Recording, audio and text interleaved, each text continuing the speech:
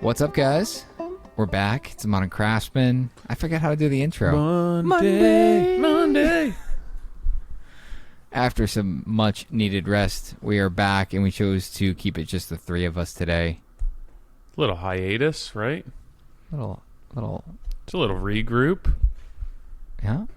It's Feeling clear, mentally clear. I don't actually know if I am feeling clear. I just feel clearer. yeah. I don't know if I am. I don't know. I don't know if I'm ever clear. Maybe Ever clear. That's some dangerous stuff. Lucid. Oh, I've had lucid. No, that's not Everclear. That's absinthe. Oh yeah. Yeah. I think Everclear. This has nothing to do. I think Everclear actually is though. Is it? Yeah, that's something. No, yeah, it was what did we say, a month? Yeah. At So least. first off, appreciate everyone reaching out. Got a lot of you guys asking if everything was all right. Everything is just fine. We just needed a little break to regroup and kind of.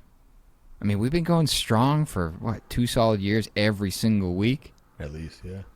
So I think a little month hiatus was well deserved. Yeah, and we haven't, like, with everything canceled too, shows and everything else. It's not like we used to have a backlog of episodes. We don't. So week to week it's a lot of work and a lot of pressure. I know we've said it before, but we all have lives, businesses, families, and hopping off and taking time once a week. It's a lot of work. It's a lot of time. And a little regroup is necessary. I feel like I've gotten so much done. By not doing the podcast. I guess it's the beginning of the week. I feel like the beginning of the week, Monday, Tuesday, it's always trying to get back to the grind and getting a good jump on the week. And being on the job every day, I feel like I never leave on time. So leaving to come and get on the podcast, it's like one less day where I have to worry about leaving at a certain time. And even if I just stay a half hour later, I just feel like I get so much done, less anxiety. I never really, like my wife, Rachel, she never makes me, I don't stay all hours of the night, but I don't really, my goal is to leave between 5 and 6. But I get done what I have to, and she never gives me a hard time. If I stay till 8 o'clock at night, she doesn't care. She takes care of the girls and everything else. So it's literally the only thing, unless I have a doctor's appointment, that I have to leave work for. And I usually try do you not think to that'll leave the change job. now that the girls are getting into sports? Yeah, probably. Yeah, definitely. Because even with Selby starting softball now, I've left. And if she has a game, I don't want to get in. I'm usually 15 minutes late at this point.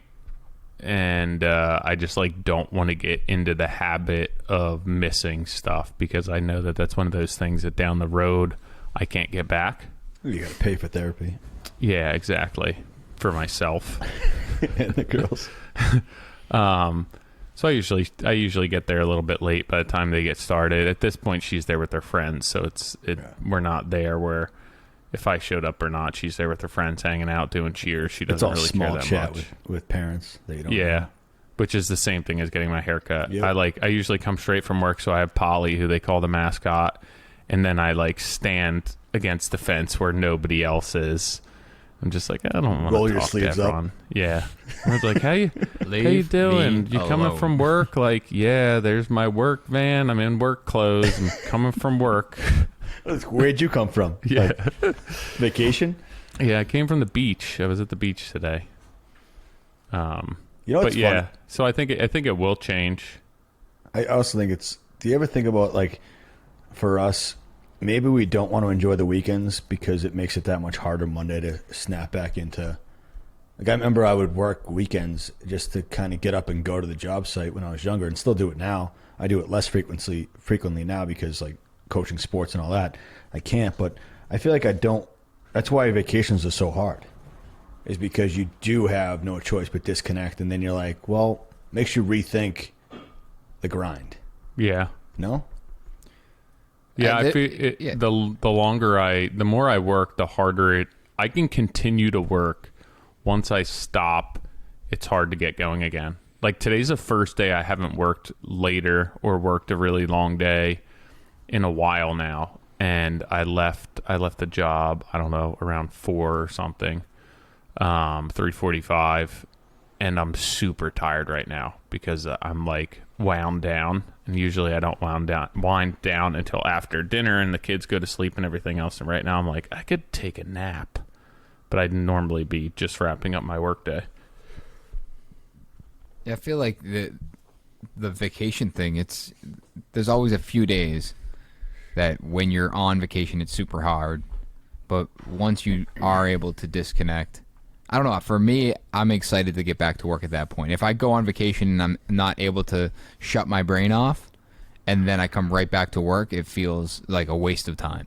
Yeah, because I was never able to actually relax. But yeah, like for a week, you're like, the first 2 days is you trying to unplug. Right. Then you get like 2 days unplugged, and then the last day, there's this anxiety of, even the first 2 days I think are filled with anxiety because you're like, who's going to call? What's going to happen? I can't be there. There's this kind of uncontrollableness of it. And then like the last day, you're like, but I really enjoy this. Yeah. I wish I had taken more advantage of all 5, let's just say 5 days. And I didn't. And I don't know. The regret sits in. You're like, vacations aren't the best for me. Like I'm always like, But I just wonder, like in the weekend, I always like try to do more work. And like there's times where I'm like, Sunday's my day. I'm going to enjoy it. And do I really enjoy it? I don't know. No. I just struggle with it. I usually try and get everything, like any time that I have a vacation or, the holidays are coming up or whatever it is, I feel even if it's unreasonable that I try and wrap a job up before I go on vacation. And it's my schedule doesn't coincide with that. I just end up making it work. I could have like 2 extra weeks worth of work that I just end up squeezing in to get it done so I can go away and basically be wrapped up so that I actually can enjoy vacation. There's only been a couple times that I've gone away that I had an ongoing project, and it does make it difficult because you're kind of working, just not being there. Well, it's hard for you since you're self-performing everything. I couldn't even imagine. I'm not self-performing anything, and I can't pull away. Yeah, but it's nice to be able to wrap things up, close the job up, and then not have to worry about anything happening while you're gone. I think that's like an ideal scenario, which I do have the ability to do. It's just usually like a ton of work leading up to it and then a ton of work when you come back. I had a guy who used to work for me back a couple companies ago, and he's like, Johnny, it's always something. It's like the owner's going away, let's ramp up. The owner's coming back, let's ramp up. The owner's here, let's ramp up. And he's like, you always say it every week and you don't keep track of it, but it's always something. Yeah. Every always week. ramped up. Yeah, and Kirk was the guy, and Kirk was like, dude, it's always at 11. And I had a huge takeaway from that. I'm like, I'm right. I know I'm saying these things, but I'm not adding them up from like it's like wearing the same shirt. For some reason, it's like, oh, I'll keep track. I wore that last Monday. It's like when I keep saying these excuses, I'm like, I'm not keeping track that it's only been 4 days. Like, yeah. It's always, and it's true. It always is something. That's why I've been saying it, even though I've been on social, but it's like, I think there's going to be a huge burnout in our industry because everyone else has been working from home, and it's, I know they've had kids and all that stuff to work around, but it has been a little bit more casual. But for us, it's been harder to do our job, and it's been relentless. And it's No mercy, yeah. And then it's like, now it's springtime. Everyone wants to pull back. I'm seeing it with my guys, like, oh, I want to, take a day off here and there. It's like, dude, we finally got good weather. Let's try and take advantage of this, please. And I feel like some days it's just Ben and I are the only ones that are like trying to take advantage of it. And it's like, because I don't know what's going to, Tyler texted, but it's, this economy is like, Benny just bought a house in Maine. It's like, yeah, you want to wrap this into that? And he's like, you shouldn't be able to. I can't afford it. And they're like, no, it's all right. We got it. You're good. And he's just like, how? Yeah. Show me the math. Like, I just, so it's like, take advantage of it all. Get into whatever market makes you comfortable for this next correction. And I don't know. Why haven't you been on social? I don't know. We took time off, and it was the same thing. It's just all of us took some time and just, like, this is a tough time of year for me, is that, hockey ends, lacrosse starts, products, you get a longer day, take advantage of it, and I try and power through that more and just trying to focus on the company. I feel like the same thing. It's like ramping up again. Like, all right, let's take advantage of it. Like, I'm trying to reset, to be honest with you, from COVID. I feel like before COVID, things were starting to, like, align. Your subs were all coming together. Pricing was coming together. The right clients. And then COVID hit. And it really took a lot more work to do the same amount of work. And now I feel like it's almost getting to that point again. I'm going to, jinx myself. But we're there again. It's like, all right, the next couple of jobs we're starting, well, let's just do it right. Like, put the right amount. Like, I've been at fault for not getting back to certain new clients. And it's like, well, I'm not getting back to you because I don't think it's the right job for me. And I don't know how to say it. Yeah. And I'm like, now I've gotten it where it's like, when you get a client, they're like, yeah, I get 750,000. Then you walk the project, and there's certain people that are like, hey, we can go above that to make this all happen. And there's other ones where you're like, you know what? You have 750. Your house needs, 1.4 million. And you're the client that's going to try and squeeze 1.4 million of scope out of that 700,000. And I need to be the one to pull the plug on that. Right. But I haven't. And it's like, then you ghost them a little bit, or you kind of keep them in this kind of like, hey, just checking in. Oh yeah, I'm working on it. That's like you just keep. But you're holding on to them because you don't know what's going to come down the line. Yeah. Is the next one coming or not? And then, okay, I'll settle for that job if the next one isn't going to be better. And it's like, dude, just like, we just said no to a bunch of projects. A, because I really didn't think they were a good fit. And B, I didn't like the financial part of it, where it's like Tyler texted, where it's they're getting loans. And it's like, based on what? Like, you got your first house and then you're getting a construction loan on top. Like, how? Right. Can someone explain this to me? Like, I want to see your bank statements. Yeah, the issue I have with that right now, and obviously, I mean, I'm shooting myself in the foot some, but right now you're paying a premium for a home. So you're paying, a lot of people are paying above appraisal, or they're coming in with cash, which is typically, that typically is reserved for the people who are really well off, very financially secure, where they know they're going to put more into the house than they're ever going to get back. They're not looking as their home as an investment as much as, hey, this is where we're going to live, we're going to enjoy it, we're going to make it the way we want it, and we'll spend whatever we spend. They're not looking to pull that equity back out of their house. There's a point of no return there, which is fine for that upper echelon of customers. But with the current market, you have a lot of lenders and a lot of realtors and a lot of contractors who are selling work to these people that's just not equitable work for them. You're paying a 30-40% increase. How are you going to get that money back? And so you're going to buy at the top of the market, then you're going to renovate at the top of the market, and then it's these average people who their home is actually an investment for them to gain equity and gain some, actually save money, come out ahead at some point, and now they're investing in this home at the height of the market. So you're paying top dollar for the house. So you're not going to come out with equity in the home right away. At some point the housing market values are going to settle back down, and you're going to be bound to whatever you put into that house and not really you're going to be under at that point. You're not really going to be able to sell. And if you then on top of that renovate, now you paid for a renovation that people are charging you an arm and a leg. You're paying an arm and a leg for material costs. And, in 10, 15 years, you're not recouping any of that investment. And that's fine for the people who make millions and millions of dollars every year, but for the average person or the first-time home buyer, that's just not a smart move to make right now. And what's going to happen when all of these people are, everyone, there's this it's almost like a scarcity right now, where people are like, I have to get a house. There's nothing on the market. We have to jump at this. We'll pay over asking price. We need to get this contractor in our house. We need to renovate now. If it's 30% more, who cares? Let's just lock it in. And what's going to happen a year from now, 2 years from now, 5 years from now, where everyone made these moves like there was, that they have a short amount of time to actually strike while the iron is hot. And now you've overinvested and you don't have money. You don't have equity in your house. You don't have equity in your renovation.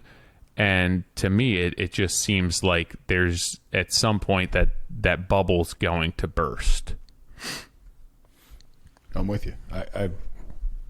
I'm shocked that it hasn't already. And I thought the market would slow down with the escalating lumber prices and everything else that's gone up, and it hasn't.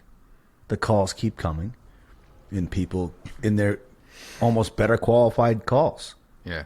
Like it blows my mind that there's a complete disconnect. And yeah, I think about it when we bought our first house, and we bought it at the height of the market, and then we were like, oh, we'll do it in 3 years, flip it. And then 10 years later, because by the time the value came back up, it's the only time we could make money on it. But then you turn around in 2 years from the day we sold it, they did nothing except for change the pictures that went on the wall, and they sold it for $200K more. Yeah. So, Tyler, at the same point, like we talked about this 6 months ago, is that you had clients that you're like, hey, maybe we should pump the brakes and wait for this project to start. And I was at the mercy of going, I don't know if it's going to come down. Right. And then you feel like if you tell them to stop, then it could go up, and then it could be a flaw in the system. But those are the clients you don't want, that they're worried about that 10% increase on lumber when it's overall it's a fraction of the project. Mm-hmm. That's why everyone's complaining about it, but it's not changing anything. I just don't know. It's just not going down.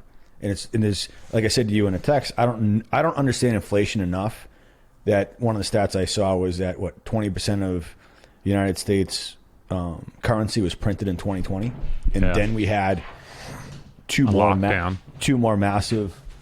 The dog just came in. Two more massive $1.9 trillion bailout packages. So all this money going into the market, I get it that it's gonna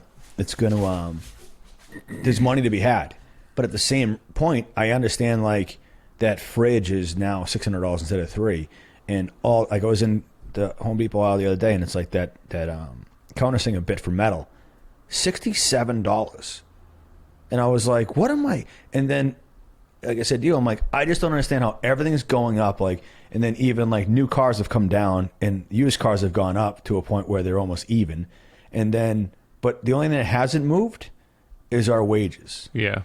And it's like, I feel like we need to do what everyone else is doing, like plywood and Home Depot and all, that if you are at 13%, you need to be at 15% right now. And if you haven't made that move, then that's a detriment to your company. Mm-hmm.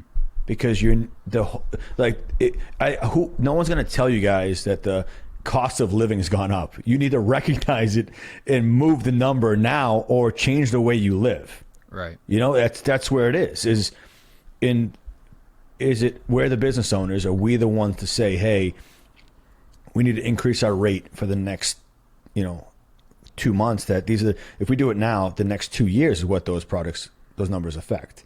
And then that way we can give the right bonuses and right increases of salary for cost of living increases, which is happening like in a ridiculous pace. So my whole roundabout thing, Tyler, I know we're cautiously talking about this, but at the same point, maybe it's just the cost of living. We're seeing it go at such a crazy pace that we need to catch up.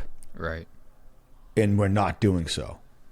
We're just going like, this'll wait it out and it will correct itself. What if it's not? What if this is the new, like gas prices? Move it up to $6, drop it to $4, and we'll forget that it was $2 once. That's like the overwhelming thing about being in business. And I think, going back to like, I think we had a handful of reasons why we took a break, and maybe we'll get into all of them today, but it's like, I think all of us were just mentally drained. And Johnny, you said it's like, this is just a tough time of year on top of everything else that's been difficult. And now it's like, what you just said literally gave me anxiety of like, all right, well, maybe we need to be thinking about raising our rates because it will set us up for the next 2 years. And I'm thinking to myself, I'm like, all right, I've been spending the last 6 months honing in our rates to make sure that we're set up. And it's like, but now I got to consider, it's like 6 months ago, this wasn't as big of an issue. And now it's a bigger issue. And it's like, this is a real thing. And it's like, what I'm getting at is it's the overwhelming part about being in business and trying to navigate the constant difficulties that are constantly against us. And, and that's, it's just mentally exhausting. But, I kind of want to go back to something you said earlier about the, taking on projects and things like that. That is really has been one of my biggest struggles this year, I think. I shouldn't say I think. I know. One of my biggest struggles, and something that it got me into a place where I was losing focus of what my end goal, or what my goal was with the company. Not my end goal, but what my goal was with the company.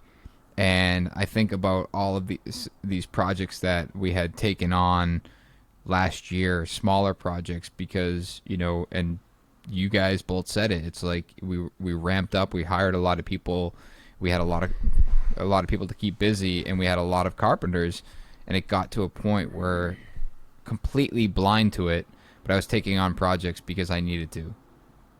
And that was and it was only maybe not even a month ago where I actually kind of sat myself down, where I had some time to be alone and think about what I actually wanted in life and in business, and realize how misaligned I was as of today, or not today, but as of that day.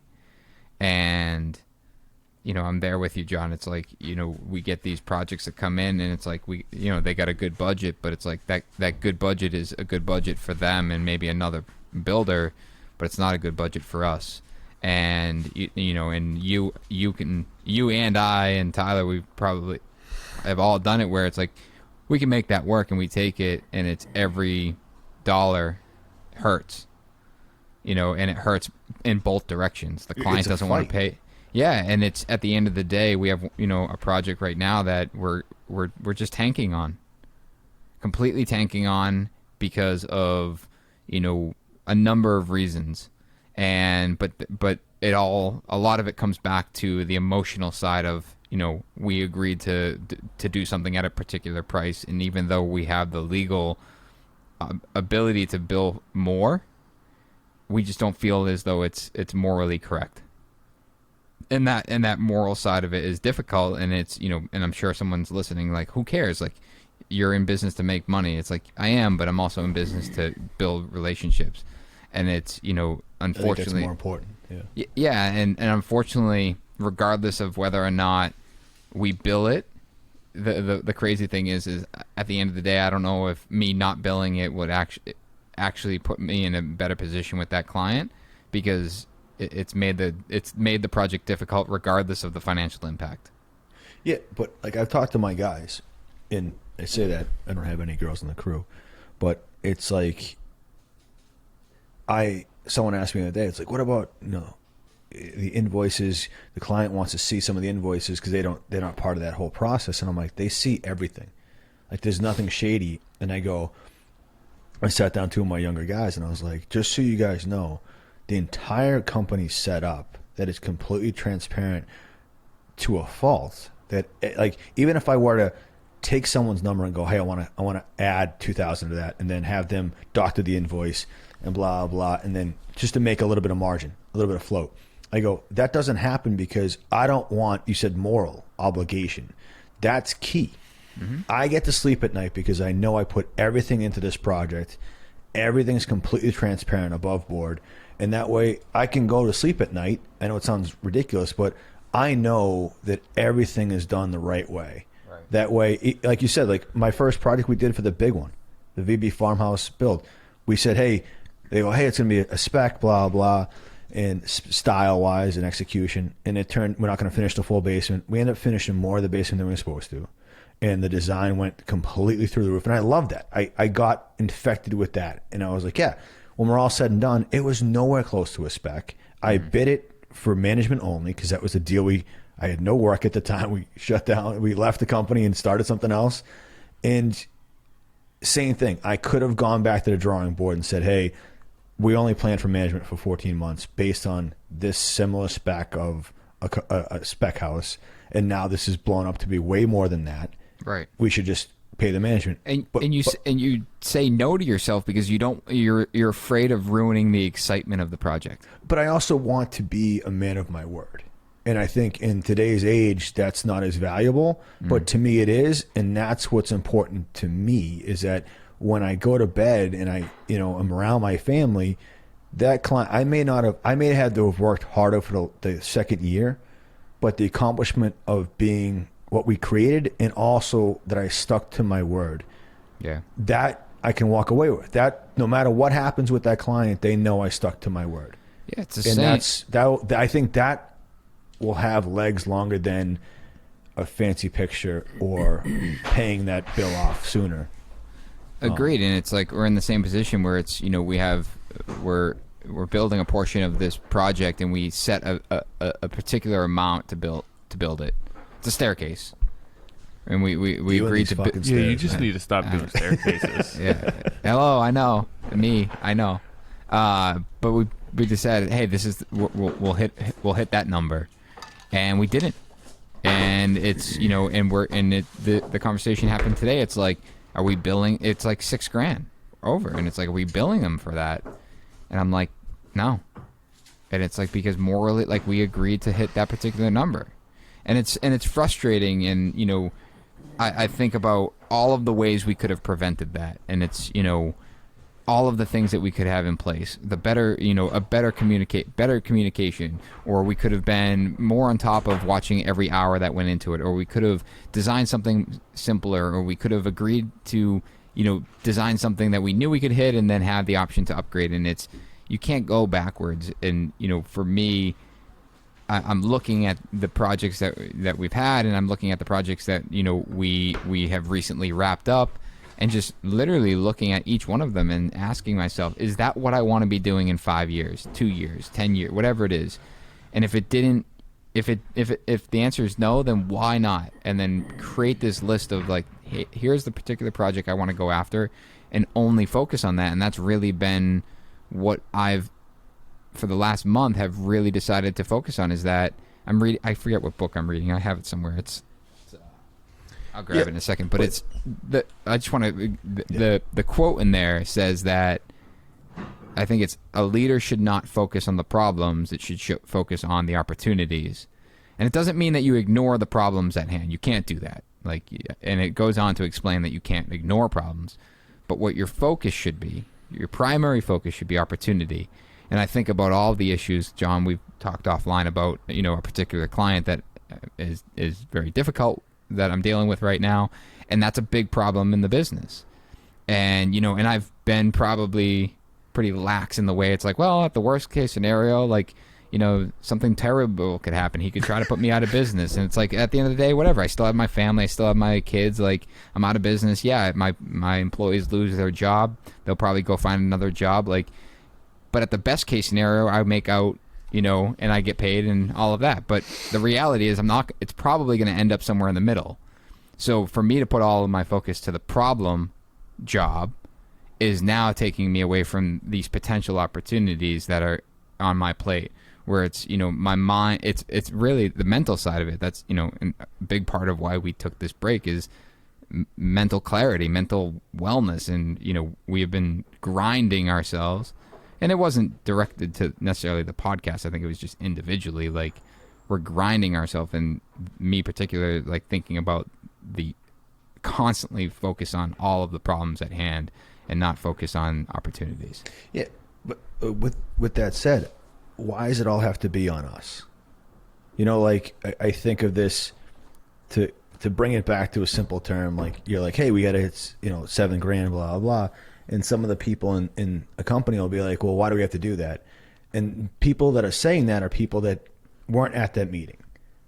Didn't know that the weight of having this project in the billable hours, they don't have that weight. It's like, I look at it like lacrosse. I'm coaching 8th graders.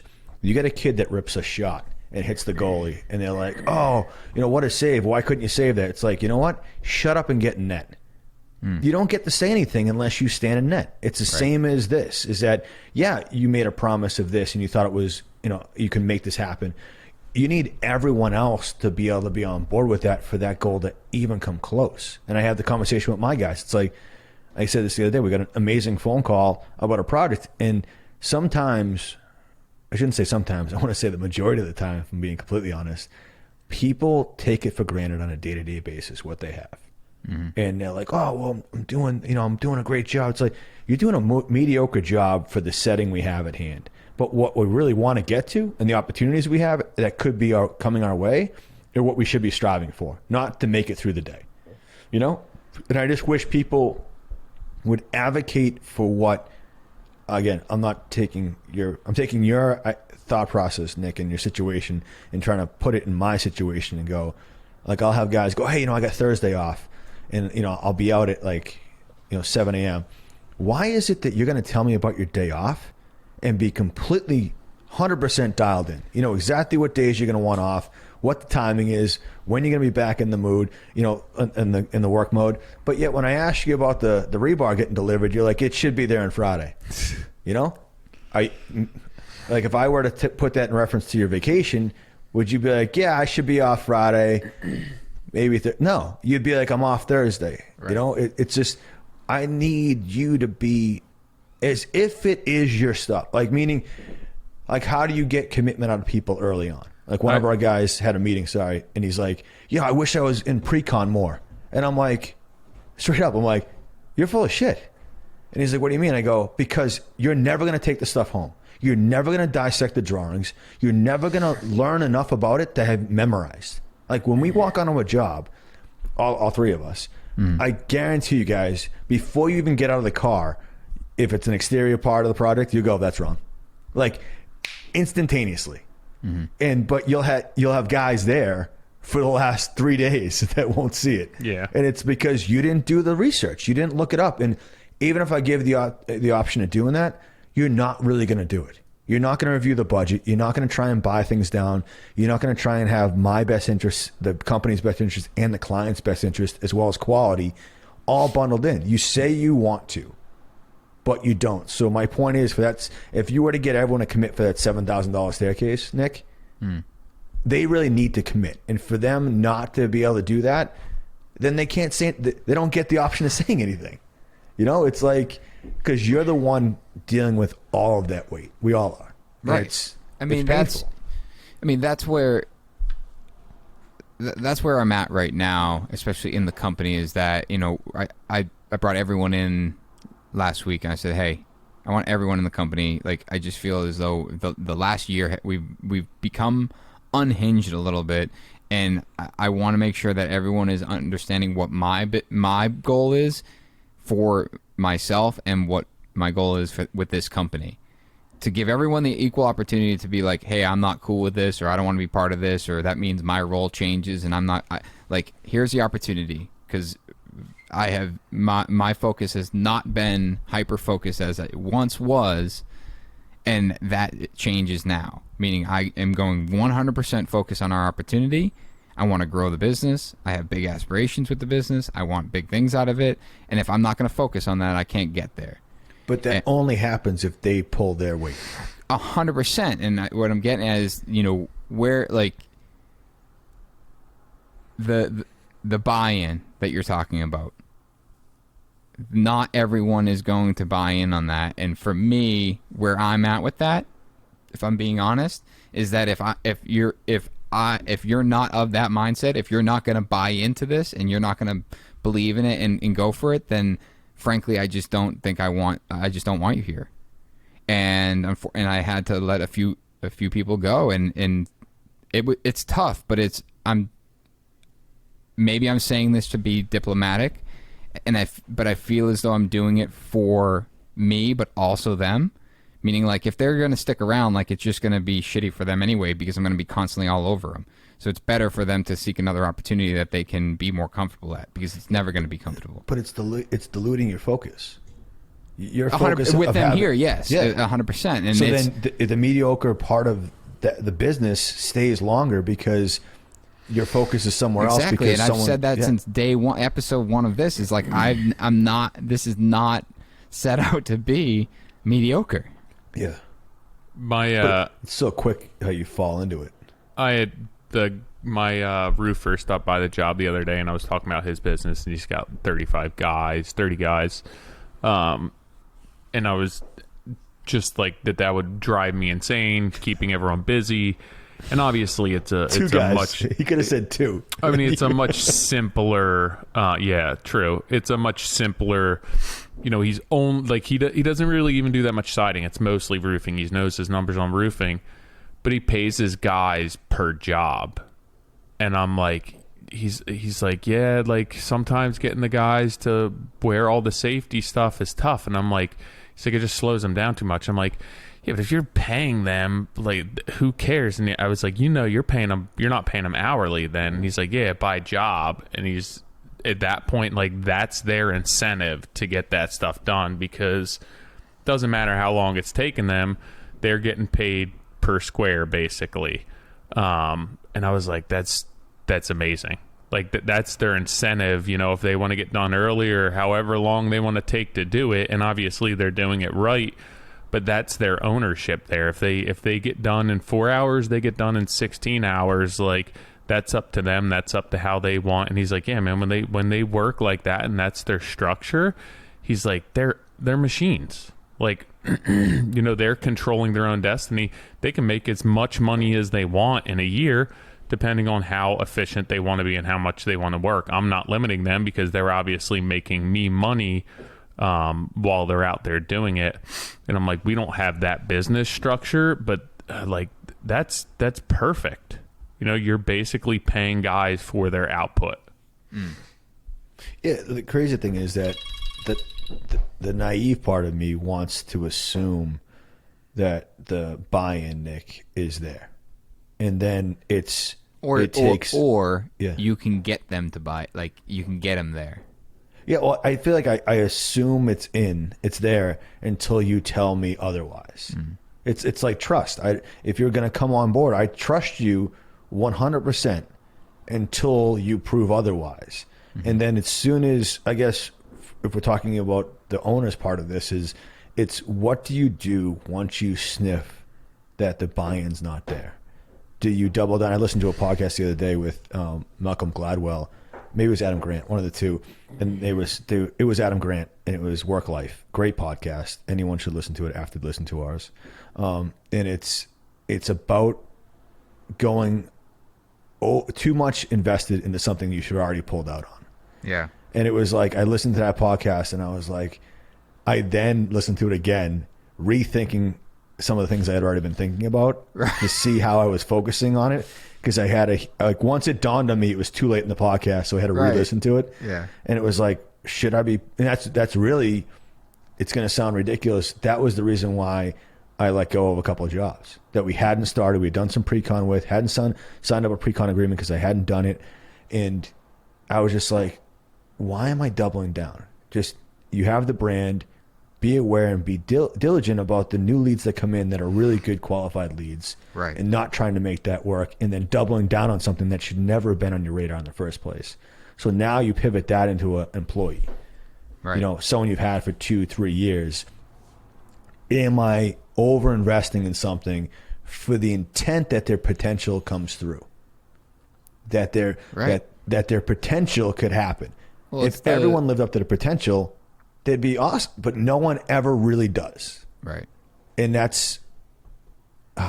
it's like the slow to hire, quick to fire, saying. And it's like, and that's, and that you're absolutely right. It's like we get into these these mindsets of thinking that someone can buy in, or we can train them to buy in, and and it's difficult, and it's because you basically spend an enormous amount of time selling it to yourself, just like these projects where it's like, we can make that work, we can bang that out, we can do that on top, and you'll be able to do that one down the street, and this one, hey, it'll be a quick 25%, like whatever. It's there's all these things on selling it, and it's just like I said, it's been this month of just really thinking about what the actual goal is with the people here, with the projects, and it's like I had to sit back and literally think about what was in front of us and realize that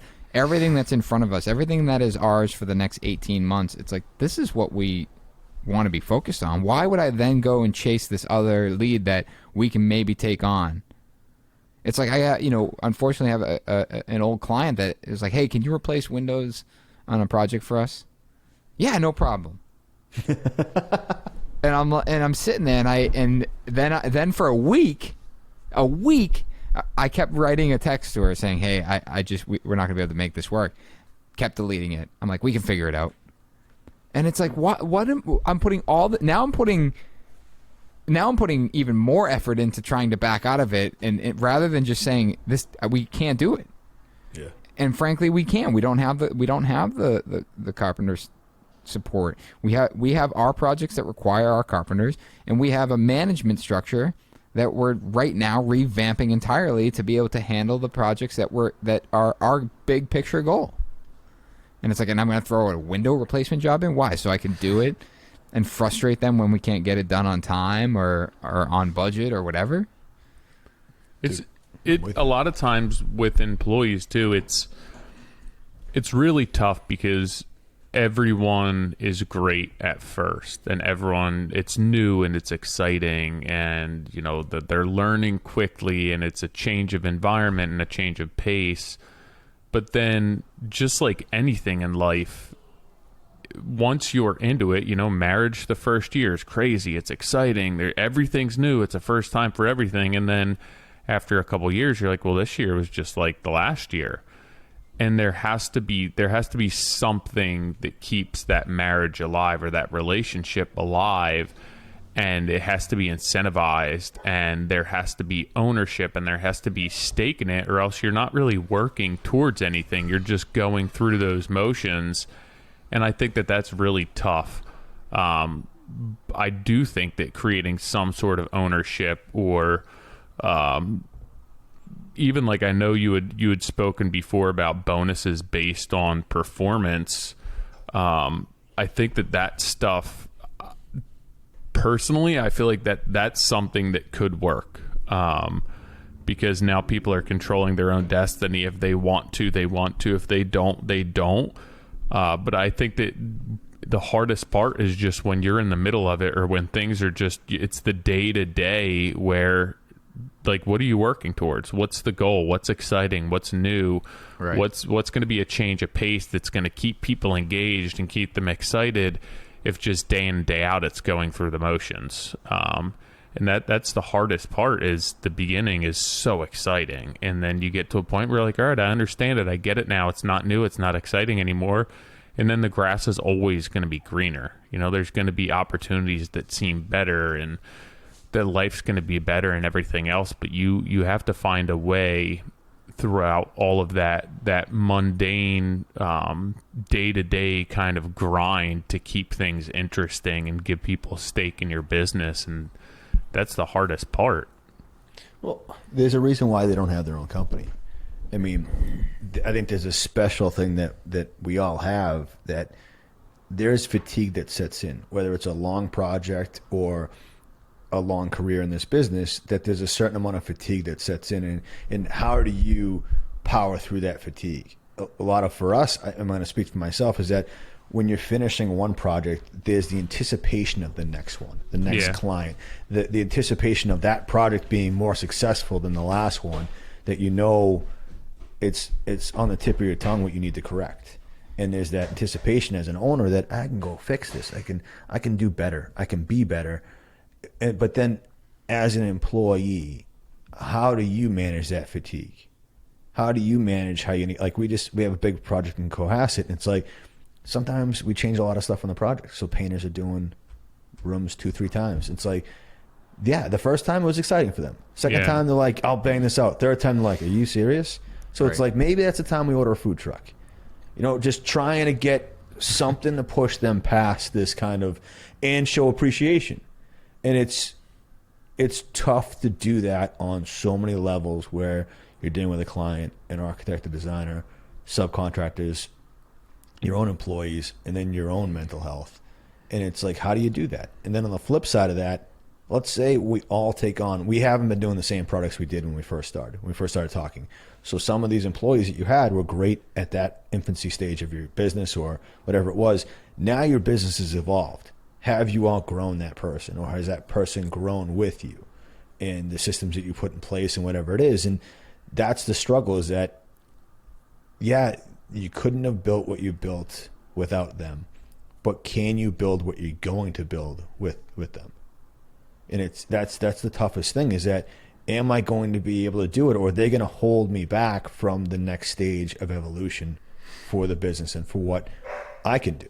Right. You know? And that's a daily, I know it's probably easy for people that, again, going back to that, you know, my word is my bond type of thing, is that, no, I told this person that they have a job here. I'm going to put every effort I have to train them and put the effort in until I know it's a non-starter, and that's going to be heartbreaking. It's tough. I think a lot of times it should also, we're all adults in this business, and we all control our own lives and our own successes, even if you work for somebody. And I do think that a lot of people need to take it upon themselves to create opportunity, or create those little checkpoints that get you through the like intervals where it just, you have stagnation, where there's nothing happening and you're bored in life. And it's like, all right, well, that's, when we set up a date night, or that's when we are going to go to a concert, or that's when we're going to plan a weekend away, or go down the shore, or go on vacation. And those are the things that get you through life and get you through the work week. And there's certain things that you look forward to, and we all do that within our business. Every job's not fun. Every stage of the job's not fun, but there's little things that I look forward to within the job to keep me engaged and keep me moving ahead and keep me willing and wanting to do my best work. There's days where I'm like, I don't really feel like doing my best work, but I know that it's going to set me up for when I get to this next point, that it's all going to come to fruition, and it's going to make sense, and I'm going to enjoy what I'm doing again. And I think that people rely on others to create that for them, where I think that, if you're working for somebody and you need those little bumps to keep you up and keep you engaged, then figure out how to integrate them into your own workflow, into the business. If it's something that you need from somebody, ask. But there's a lot of moving parts and a lot of things going on. And even with one person working for me, it's tough to integrate that stuff into the day-to-day, where I have a million things going on, and phone calls, and 10 jobs down the road, and everything else that I'm not necessarily thinking about whether, you're having trouble getting through today or not. Whether you're bored right now, or whether you have nothing to look forward to for the next week and a half. That's the stuff where it's like, you got to come up with something. You got to come to me. I'm not necessarily just going to put things in place for that. And I don't really depend on anyone to do that for me. And I think that a lot of that is finding your own happiness, finding your own purpose, finding your own role and position within a company. And you can't just necessarily rely on that company or that person to do that for you. I don't necessarily, I think that a lot of people expect, I'm going to go to work for this company, or I'm going to go to work for this person, and it's going to be this way, and they're going to set me up for success. But a lot of times it's like, you're going to get out of life, you're going to get out of your job, you're going to get out of your relationships, what you put into them. And it's not just about take. And things aren't just going to fall into your lap. You have to make them happen. You have to make them happen whether you're working for somebody, whether you're working for yourself, whether you're not working at all. But you can't depend on everyone else to do that for you. And I think that's a huge thing with, I think, social media, right? In the sense that people see, for us, like, they see what we build, see what we do. And I had a conversation with someone the other day, and they were saying how it's like, dude, you guys are unreal, like your execution level's so high, everything you do is super detailed, you guys have great clients, a great architect. And I'm like, man, I want you to kind of shut up for a second, because you're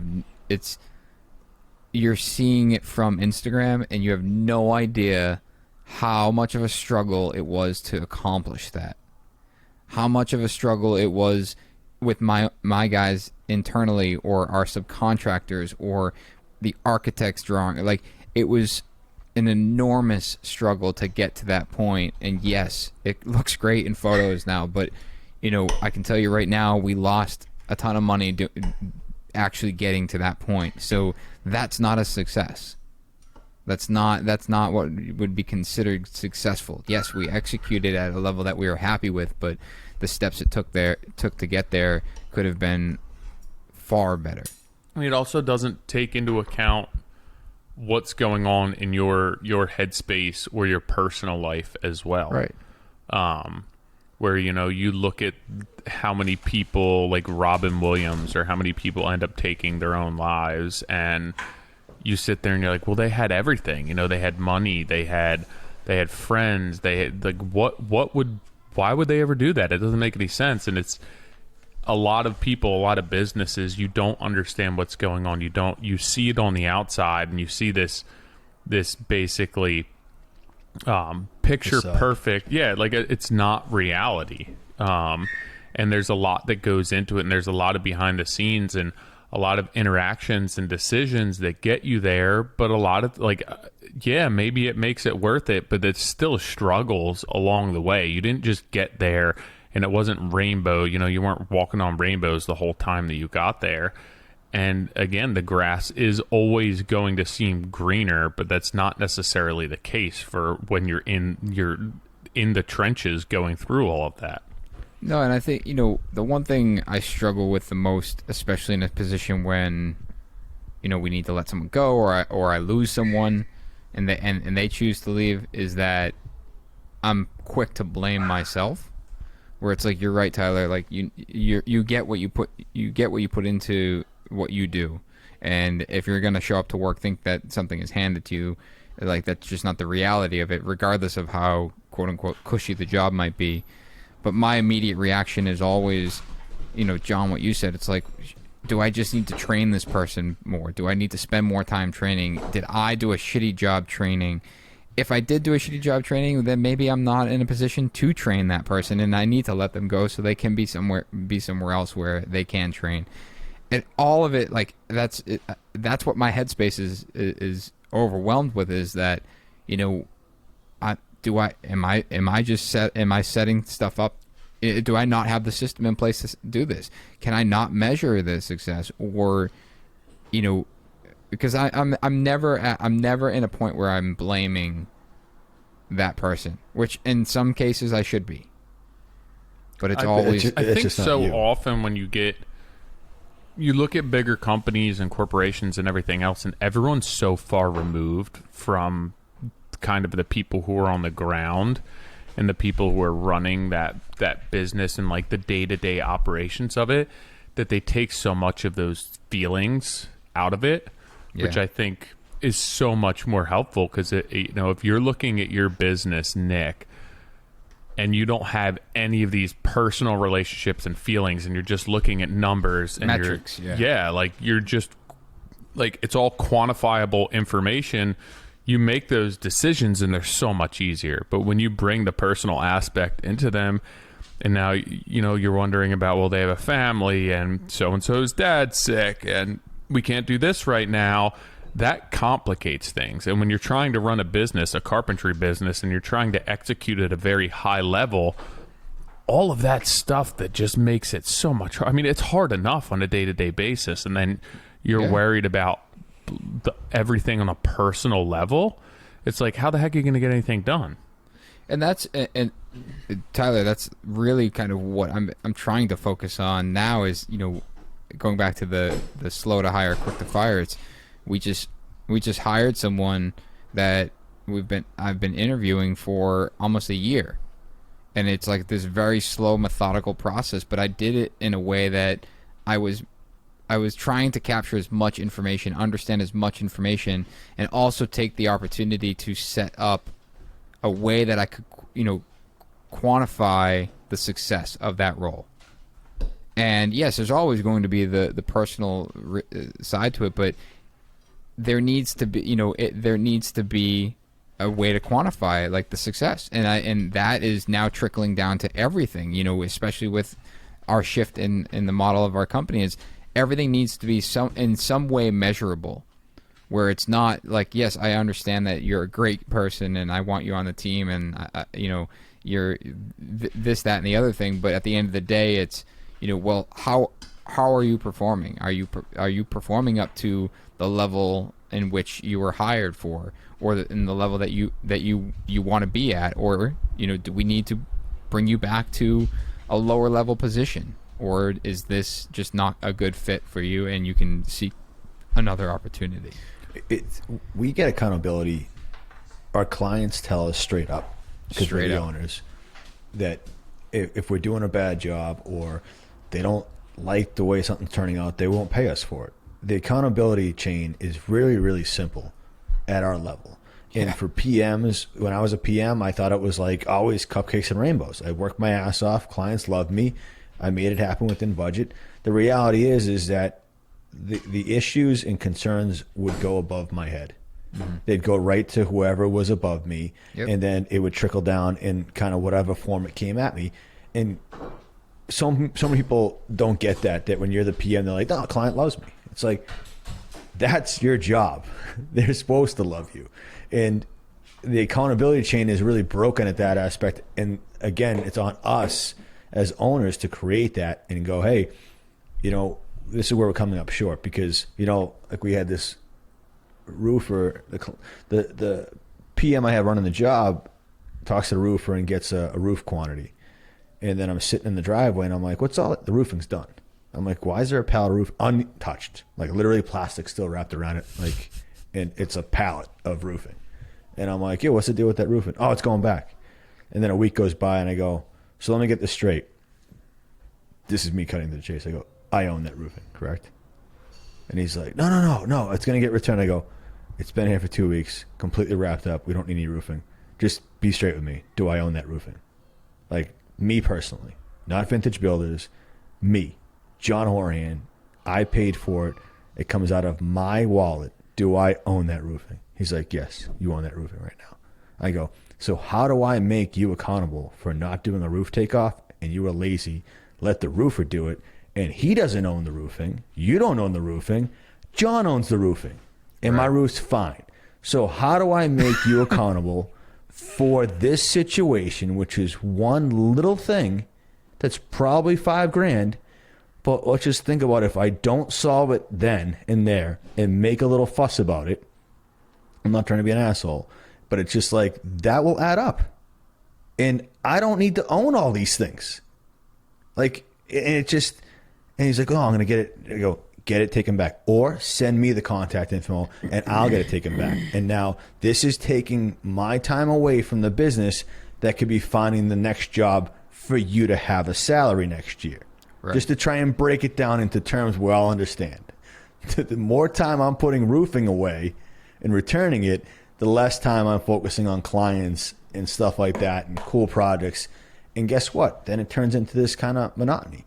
But that accountability part is that, I hope and I assume you have the best interest at hand for myself and the business and yourself, and you're not taking it for granted. But when I see things like this happen, guess what? Now you're questioning that whole trust thing. And I have to then go, and again, I didn't do it for 2 years.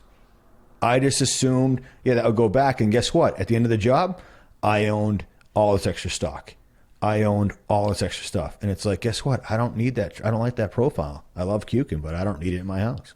Like, now it's in my garage, stacked up over my chop saw. It's like, this is it. We talk about what happens on the weekends. And it's like when I go into my garage to find out something I want to do, or like move this skate sharpener that I bought, and then you stand there for a minute and grab your phone and look at your text, and then you look up and go, there's that 30 stacks of that case. And then that weekend that was going great is now just been impacted by something out of your control that was in someone else's control that you trusted, and now my weekend's getting impacted. But just forget about the numbers. It's always like that though. But do they get haunted by it? I think that certain people do, and I think that they're worth those fighting for and holding on to, right? But I think that the general majority of people don't, and that's why they're kind of in the position that they are. And that's not saying that working for somebody, not everyone should own a business. Most people shouldn't own a business, but even within our industry, it's built right now for a lot of owner operators. That's the majority of our industry, but it shouldn't be that way. And there's nothing wrong with that, but a lot of people just don't want that responsibility, and that's fine. It's just that, again, we're ingrained in it. We're not removed from it.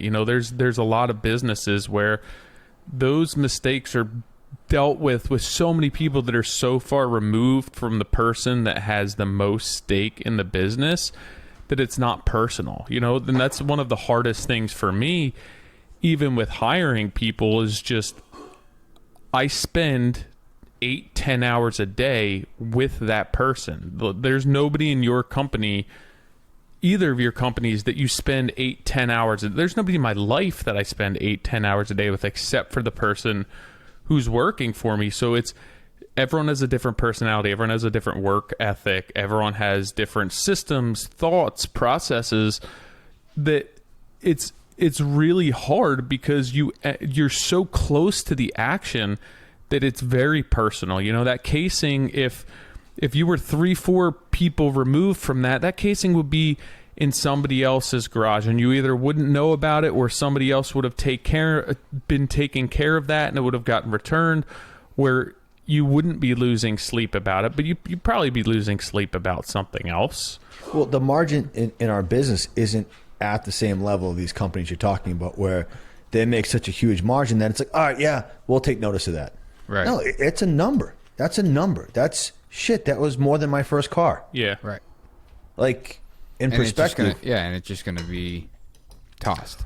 But see, that's the part, and that's what I do too, is that, when there's mistakes made on my job, or when I try and set somebody up to be successful, or when I try and, there's a mistake made and I try and help that person out, like, hey, you need to sort this out. Basically, I'm going to pay for you to fix this, right? So it behooves me to help you get to the point where this mistake, you learn from it, but it also doesn't cost me, because it's already cost me once for you to do it, and then it's going to cost me again for you to tear it out, and then it's going to cost me for you to try and figure out a solution. So at some point, I'm trying to teach a lesson, but also kind of stop the bleeding. Limit your exposure. Yeah. So then as you're going through that process, like if I go to help somebody out, and there was an issue a few weeks ago where it's like, hey, listen, this is the issue. This is what should have happened. This is what didn't happen. In most situations, I would rip it out, we'd reframe it, and this is what we would do. On this job, it's not that critical. So what I would do is I would go return the 80-inch doors that you got and find somebody who carries 78-inch. And the response to me was, like, this is after work when I went and I looked around the job. Everyone's left, and I'm gauging things. It's like, all right, I'll look when I get to work tomorrow. And it's like, well, that was already supposed to be done today. And if it were me, I would be sorting that out like I am right now. And it's not even on my task. That was on your task list. So now I'm sorting that out. And it gets to the point where I just respond and say, don't even worry about it. I'll take care of it. And stop on my way into work, get the doors that we need, return the old doors. And it's not really even worth the conversation. And that's very personal to me. And that upsets me a lot, because it's like, you made the mistake. You didn't own the mistake.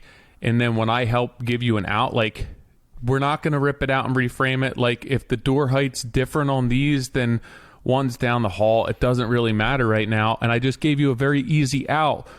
where you can just switch this out and here's how to this solve this problem, and you just blow me off and like, oh, I'll look tomorrow when I get to work, and like I take that very personally. And I'm not removed from the situation enough for that to not piss me off. Where like if I wasn't on the job and I didn't see all the work that went into it and how much time it would take to rip it out, and I wasn't the one who went through the layout with you and told you where everything should be and header heights and everything else, then that probably wouldn't piss me off as much as it did. But the fact that I was, it does. And there's no way really to get away from that. And you having casing in your garage, or Nick walking into his house and seeing stuff that people who work for him did in his house, like, we're just too close to it. But I also, that's what I want. Like, I don't want to be separated from it. No. But I just want to have a different example. We had one of our guys, we had Polly's juice. He uses this juice to kind of darken the edges of a rough cut or a brand new cut on reclaimed. And it got spilled on the countertop in one of our projects. And so we're paying to have this reworked. So then there's like an extra window and some other stuff. And I was like, hey, one of our guys spilled it. I go, hey, why don't you throw that on Facebook Marketplace?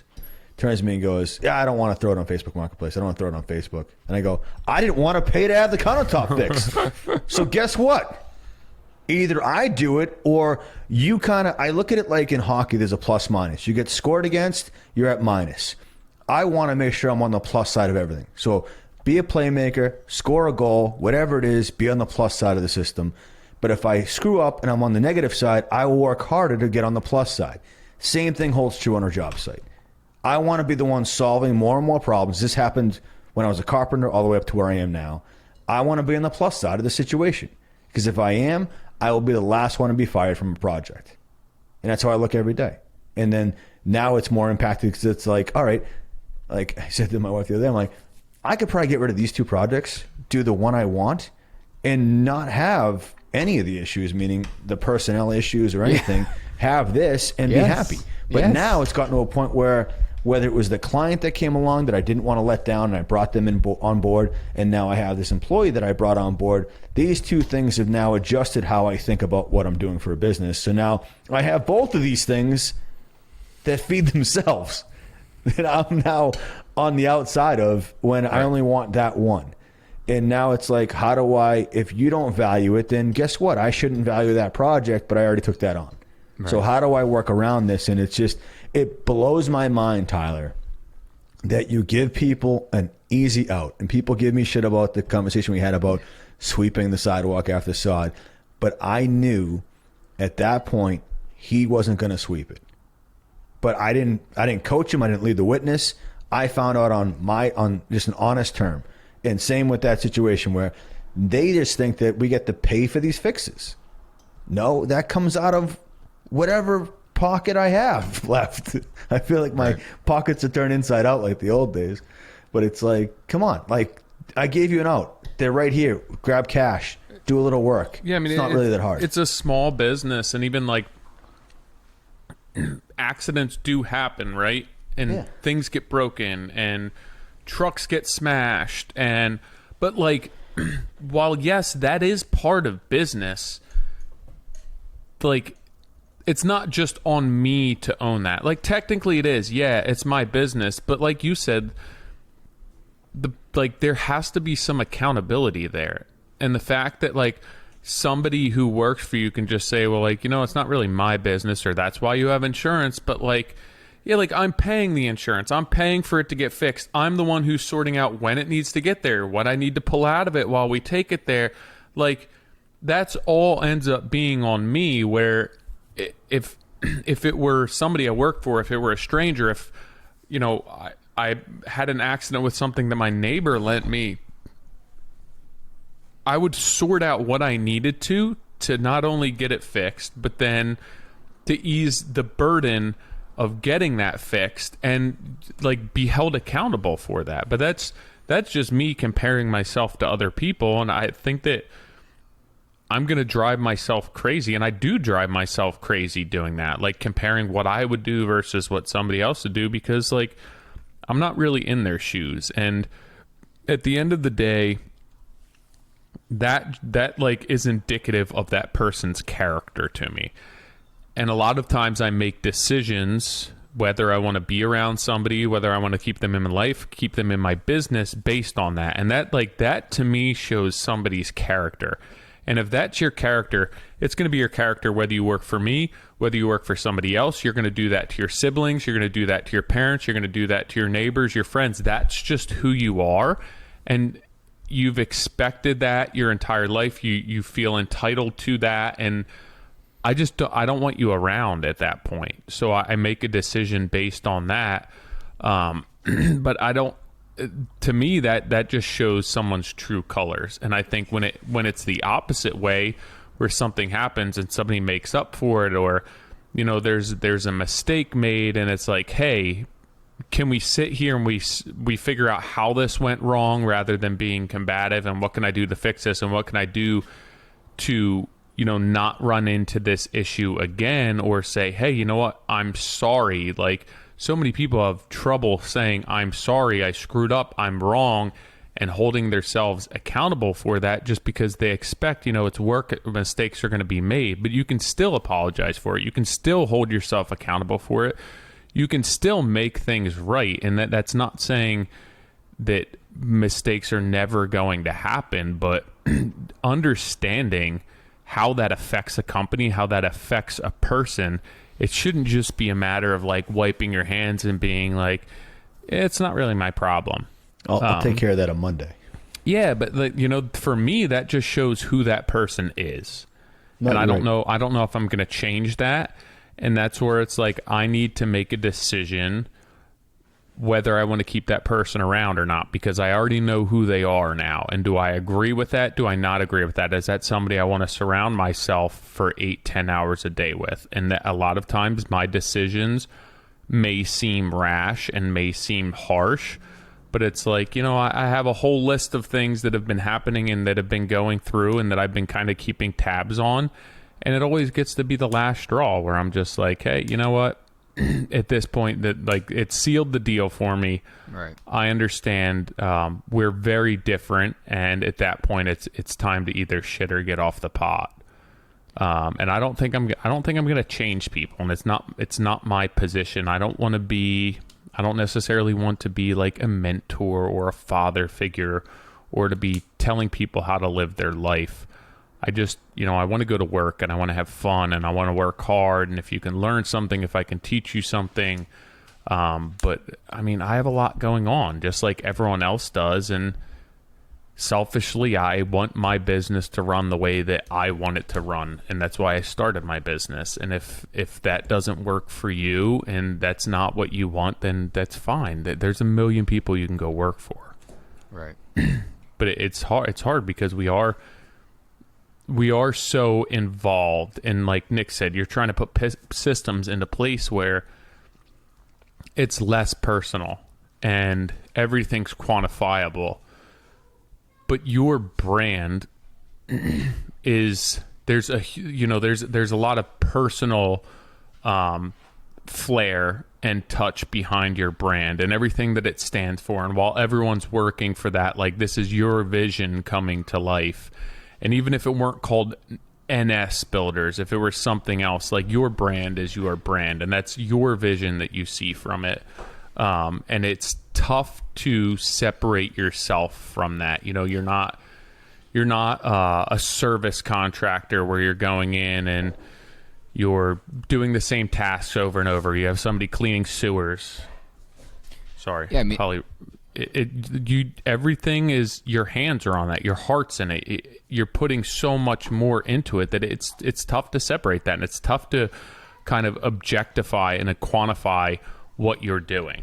100%. And you know, the most frustrating part of what you just said is the fact that the systems and the things that you put into place to quantify are to measure against things that they should be doing themselves. Like it shouldn't have to be, hey, I told you to sweep the street, or it shouldn't be, it shouldn't have to be a conversation of, hey, you knew this was an issue. Like, why, rather than coming to me with the issue, why aren't you being part of the solution? Yeah. It's like, I have to put something into place to measure that, and then sit down and say, hey, here's, based on my measurements, you're not performing at the rate that you should be. And it's like, it's, I don't think it's unrealistic to want or expect people to come in and just want to get shit done and want to work hard and do good work. I think like you said in the beginning, Tyler, like there are people out there that do it. I mean, there's I would say I have a handful of those guys too, but it's frustrating when it's a constant battle against the most minor things where it's like, I know that's an issue, but I can't be the sole person that puts every single process in place in order for this to be prevented. This is a team effort. If you have the right mentality, then the likelihood is that you're going to help put that into place. If you have a poor mentality, then you're just going to allow the leader in this case to let you fail. Yeah. It's funny you say that, and all I can think of is consistency. And again, going back to Adam Grant, I actually had a quote written down from that podcast, and he goes, "It's better to be consistently good than intermediately excellent." And it's like, that's the toughest part, is that the yo-yo. It's some days they're amazing, and then other days they're not, and it's just really tough to gauge that. But while we're talking about this whole thing, it makes me think about like taking it back to a simpler time when I was a carpenter.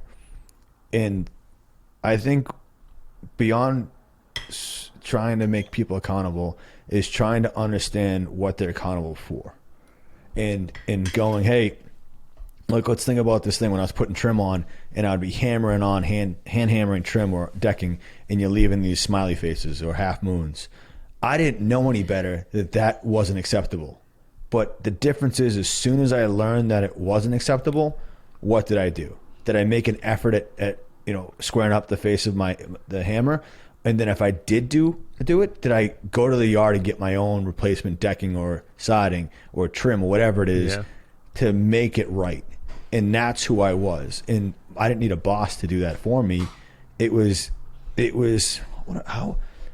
weird. It's like, it was this accountability amongst the carpenters on the site. You weren't that guy leaving smiley faces everywhere. You were the guy that, hey, I took up all my time, got there that morning early, replaced that piece so no one caught me. So I didn't lower my stature amongst the carpenters on site. That's how I looked at it. And I feel like that's the same thing now. But my biggest concern is, does everyone know that it's not okay to do the smiley face with the hammer? And do I give them that shot? And then once they're aware of it, do they keep doing it? And that's where the accountability part comes in. I don't assume everything's going to happen, but I have to understand where their weaknesses are, make them aware of it in a good, constructive way. And then if it continues to happen and they're not making a proactive attempt to be on the plus side of the situation, then the potential gets lesser and lesser that it's a good fit. So here's a big difference for me, and what kind of helps me see more clearly the difference between people. And like, you want somebody who's going to show up and do their best work and fix something and not be told. And so I started, and whenever I started working for a lot of people where I'm just like, hey, here's your budget. I'm going to charge you time and material. And when I go through and do my hours, if I screwed something up and I tore it back out, or I knew that I should have done it quicker than it took, I'm not charging that person for all that time. I'm going back and I'm looking at my hours and saying, yeah, I have 2 hours here. I should have got that done in an hour. And I'm pulling hours off. I'm not charging people for, like they stopped in and talked to me. Like, technically I'm on the clock, but like I'm not charging them for that. So when I go through my hours for the day, I'm saying, hey, I was here this many hours and I probably worked like billable hours this many. And I do that every time that I work for somebody. And, you know, like sometimes I'm like, well, I packed up this day. I didn't need to pack up that much. Some of that was for my own peace of mind. So when I come in here tomorrow, but they don't necessarily need to pay me for that. And I'm not charging them for that. And I'm not nickel and diming them for like 15 minutes here, 15 minutes there. You know, but then you have somebody who comes to work for you, and if they screwed something up or they're on the clock or it took them longer than it should have, are they the people who, when they submit their hours, they're, you know, nickel and diming you for every 15 minutes, 10 minutes, 5 minutes? Or are they saying, hey, you know what, I screwed that up, or I was dumb of me, I made that mistake, I'm going to round my hours down? And that for me is kind of a difference, because at this point, you know, I've had my business for 11 years and I'm not taking advantage of people, and I'm not taking advantage of contractors or customers who trust me and say, yeah, we'll hire you hourly. And I'm going through and like, I'm always backing stuff off. But like, that's the type of person who I would want to come work for me, where it's like, hey, you know what? I came and I spent 10 hours here today, but 2 hours was me screwing around trying to figure something out. And like, I would actually end up paying them for that time anyway. And like, be grateful because you learned and everything else. It frustrates me where like I start looking at hours and I'm like, you really charge me for 5 minutes worth of hours? Like why aren't you like round it up or round it down or something? I don't want you kind of nickel and diming me for 5 minute spans. You know, at some point that has to cancel itself out somewhere. The thing is like going back to that, like the whole holiday, I'm going to have Friday off or whatever. If you were to flip the script, Tyler, and be like, hey, well, guess what? You fucked that up, so I'm going to dock that from your pay. That's what they're doing with the 5 minute increment. Exactly. It's the exact same thing. And it's like, I would never do that to you on any basis, and I haven't. So why is it acceptable for you to do it the other way? Or a lot of times when if I'm working hourly and I have somebody working with me, I'm charging my customers for those hours. And there's a lot of times where I end up paying for those person's hours and not charging the customer for it. Because I'm like, I really can't charge them for that. You know, that doesn't make any sense. But at the same time, like they were here for that amount of time. Is that billable hours to the job? Is that an overlap? And a lot of times I like round down the hours and charge the customer one thing and like I pay out because I just feel like that's the right thing to do. And I think that's a big difference between working for somebody, working for yourself, understanding the long term, understanding what's fair, understanding the cost of business, the cost of life, all that goes into it. And it's at that point you're looking at that job as more than just hours in a day. You're looking at big picture, and you're looking at the relationship, and you're looking at what's fair. And I think that it's more of a vision and a mindset than it is just coming in with your blinders on and saying, I was here from 8:15 until 5:27, so those are my hours. You know, you're looking at it differently. And I don't know, I still do that 11 years into business, and I'm never putting extra time on or fluffing it up. I'm always rounding down. And that's the person that I would want to try and find, somebody that's like that. And I think that's a lot of accountability, and that's holding yourself to a certain standard. And I'm not blowing, tooting my own horn here. I oftentimes think about that when I go to bill out a job and I'm billing for somebody and I'm paying for somebody's hours that my customers aren't necessarily paying for, even though it's a time and material job. I just had this exact conversation with all my guys. We had a project that was supposed to be pouring walls, and then, you try and make guys accountable by going, hey, you got the form guy lined up. You good? Awesome. Great. Do that thing. When are you pouring? And they're like, oh, we're pouring Friday, of the next week.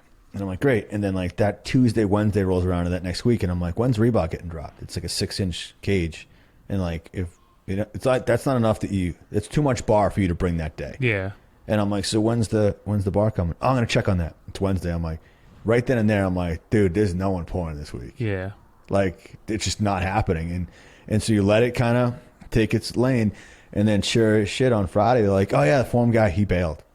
And I'm like, and a month before this, I was like, get 3 guys lined up for the job. This is your job as a manager. Line up 3 subs so you have an A, B, and C option. And my dog just, you can't see the door, but she just crawled in. And then that Friday rolls around, like, oh yeah, no, he bailed. I call the guy. I'm like, hey, what's going on? He goes, dude, I never even opened the drawings.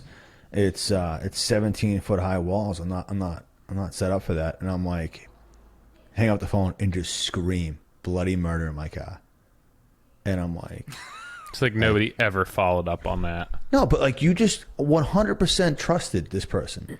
And then you didn't take the warning signs from the experience you have of 15 years to go, this isn't, nothing's adding up. Right. Like, this isn't here. Okay, I should be worried right now. Not for your job's sake, for the client's sake. This is the expectation you set. I don't know if anyone's ever had work done in their own house. Like, I just had a wall put up.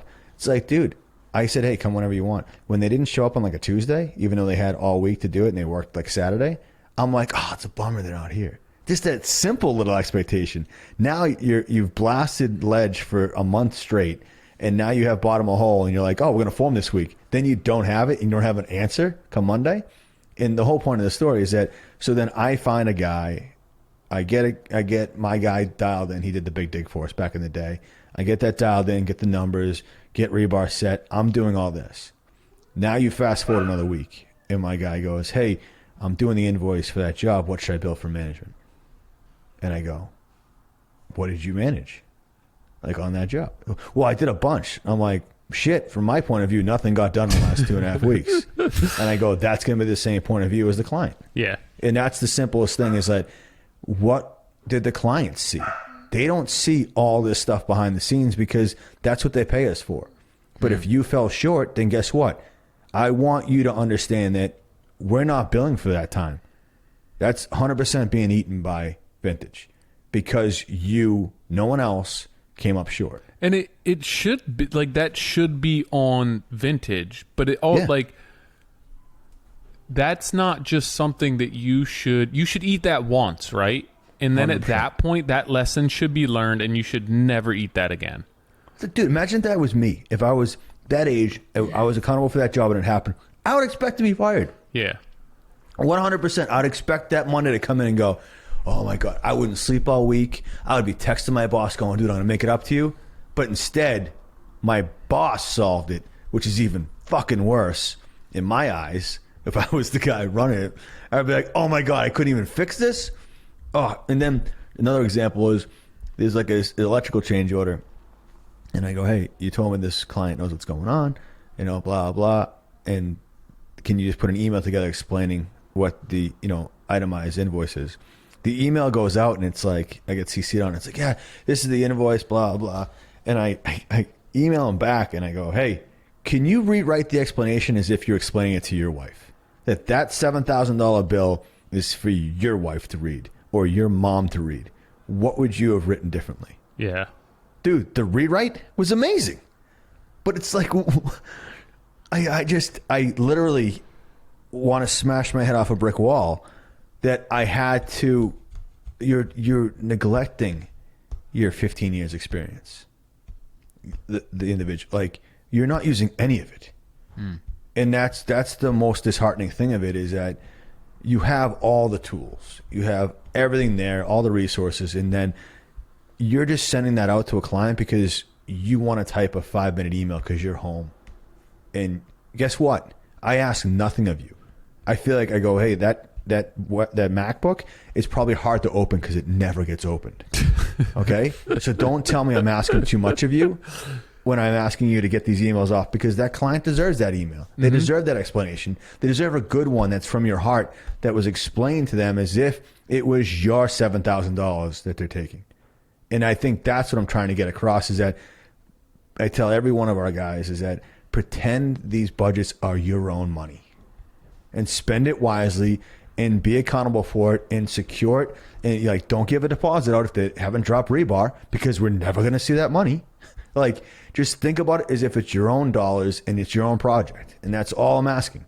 I will be accountable and I'll pick up the slack here and there, but it's got to come to an end, because You know, there's only so many Christmases bonuses that I'm not going to get where people are like, oh, we're making money. We're busy, but are we profitable? Like to a point where we should be? Is that margin really there? Because it's not easy to do business in Massachusetts.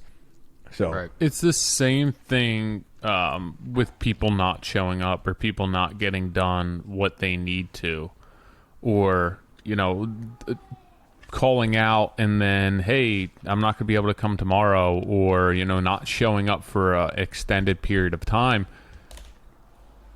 And there's obviously circumstances and situations where that happens and it's unavoidable. But you need to be able to get done what you have to get done. And when you can't, you have to figure out how to make that happen. And that's not just for the company's well-being and the health of that company.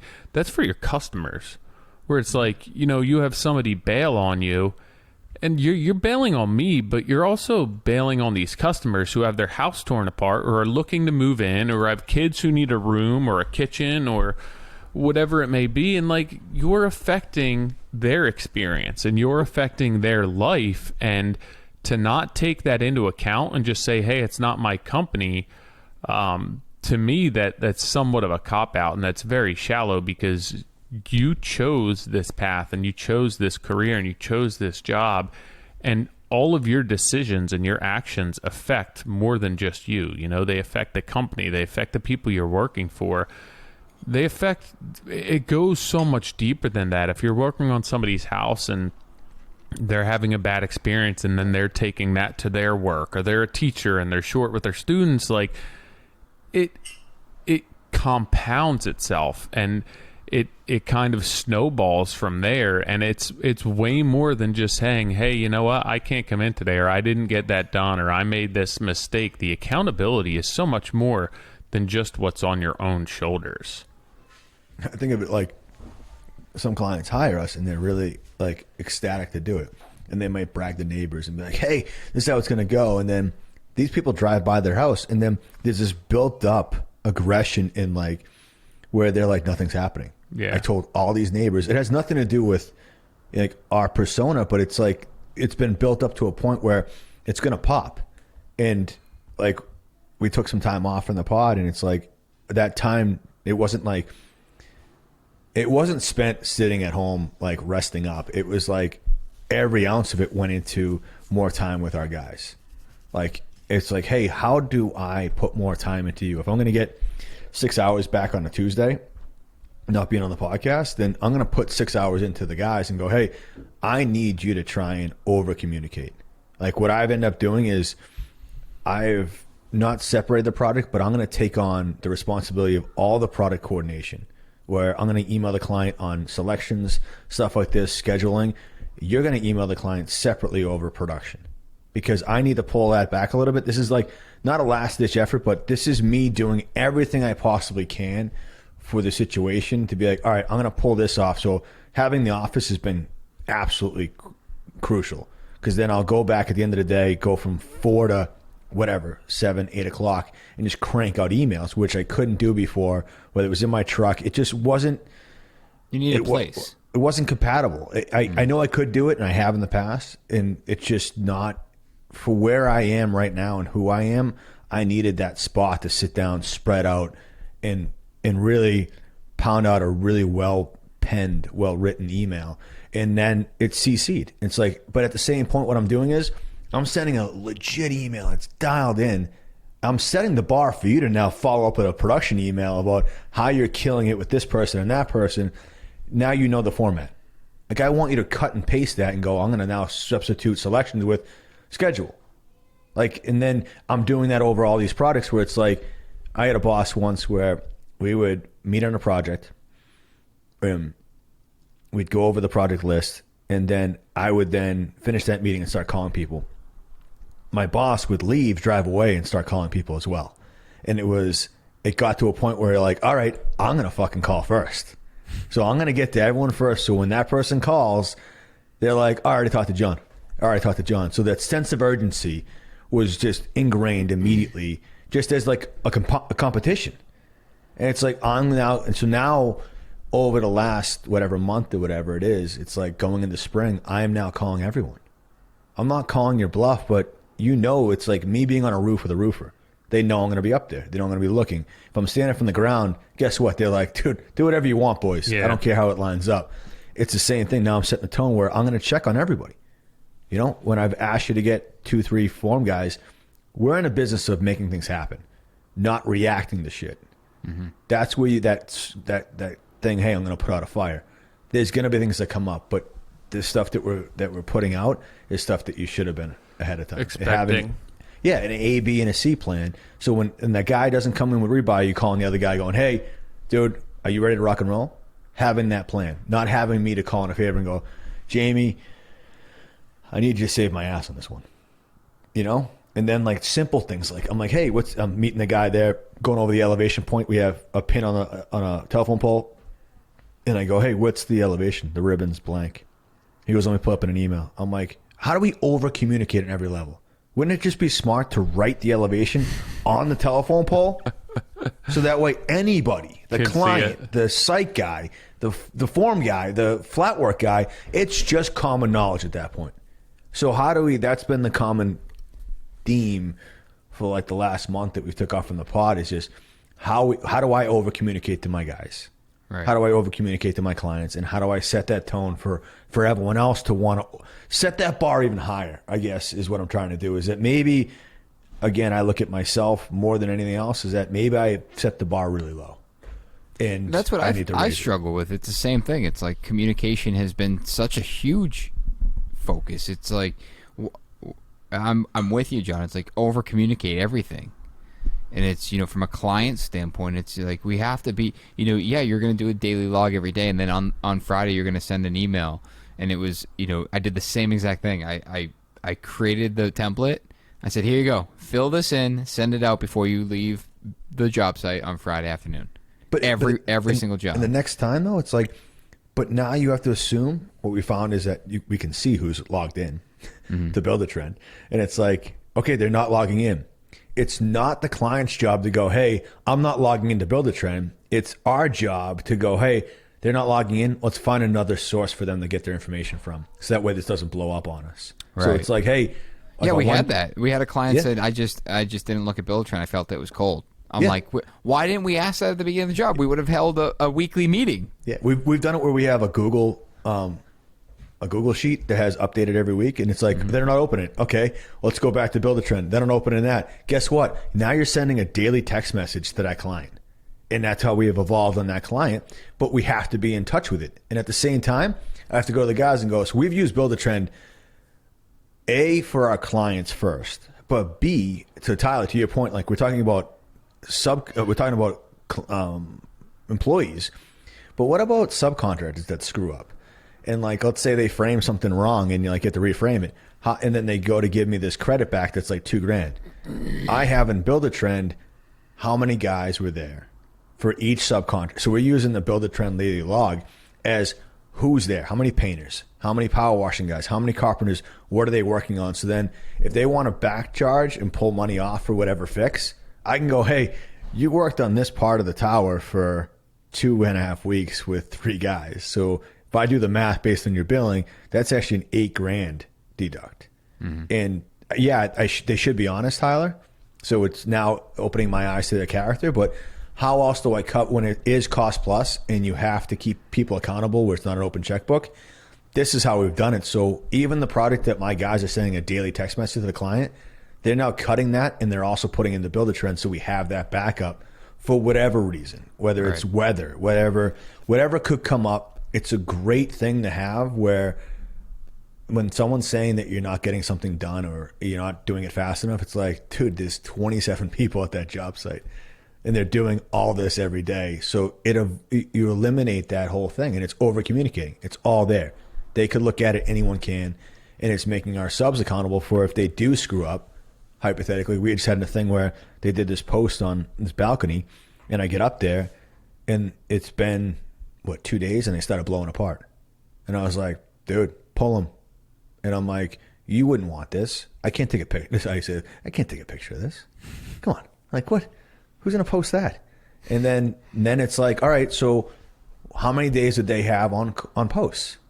You know what I mean? It's like I need to be able to rewind. It's like, I don't know if anyone else is like listens to the regular radio now and wishes they could rewind it like a podcast or like TV, where you can like, oh, let me see that play again. You can just rewind it.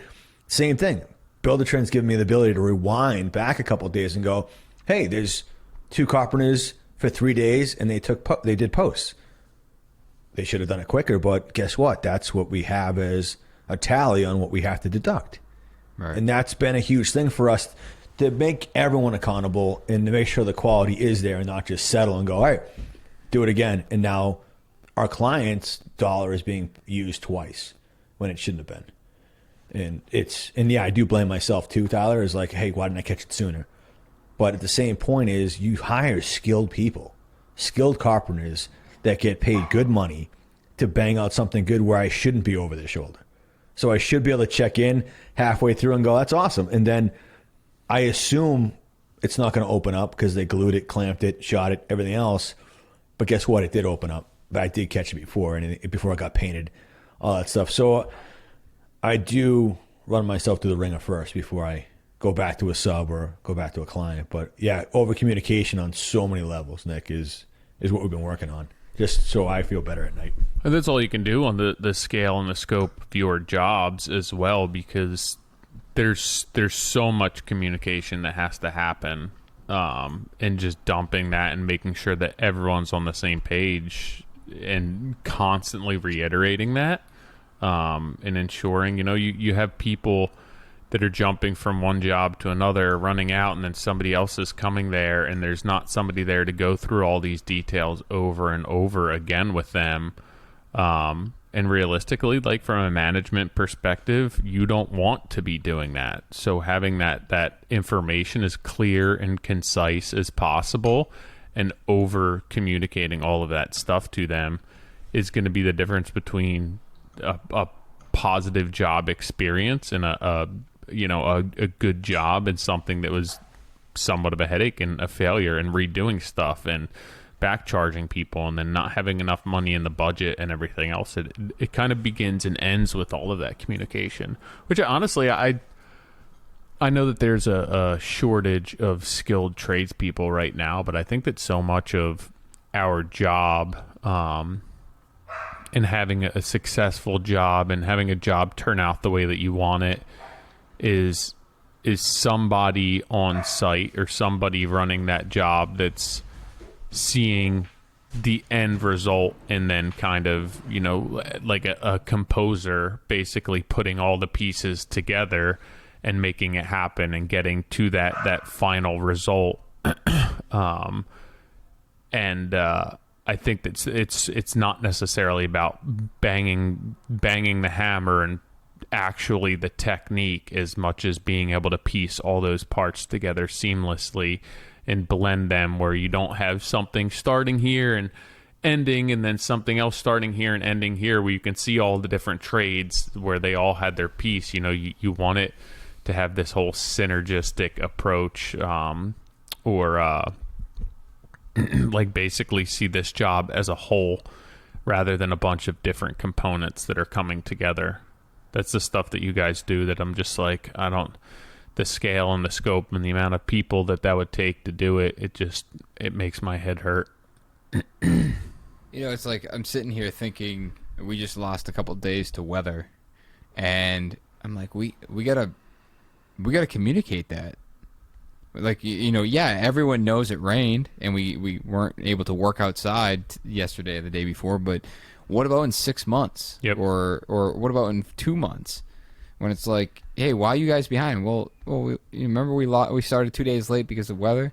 No, and I don't remember that. Well, I can go back to the daily log and pull it up and show it. Look, it was raining these 2 days, and this is the day we were supposed to be. But it's like that I would classify as you're communicating it.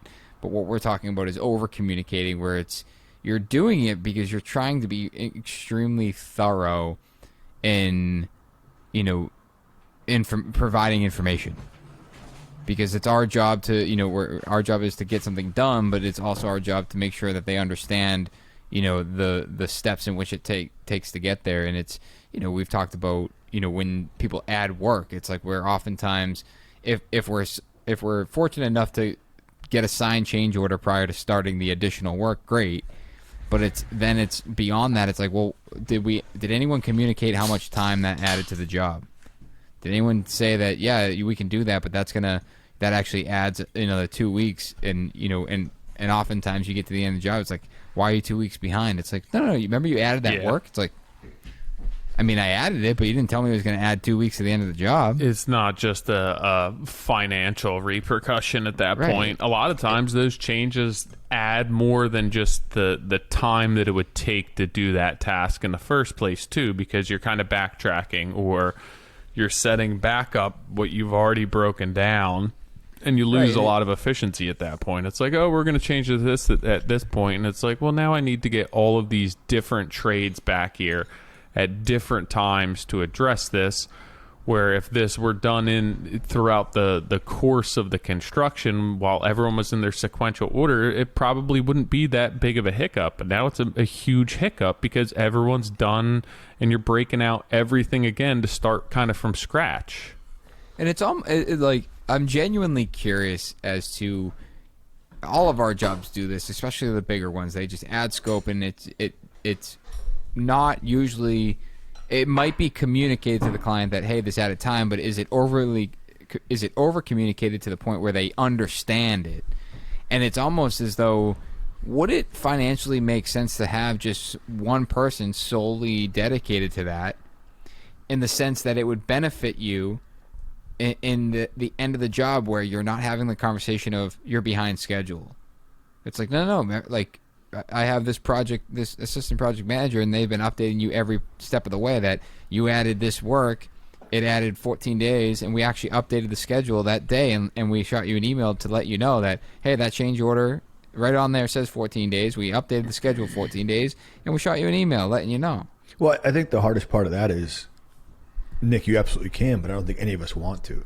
That's like saying, I want to go back to page 23 of my contract.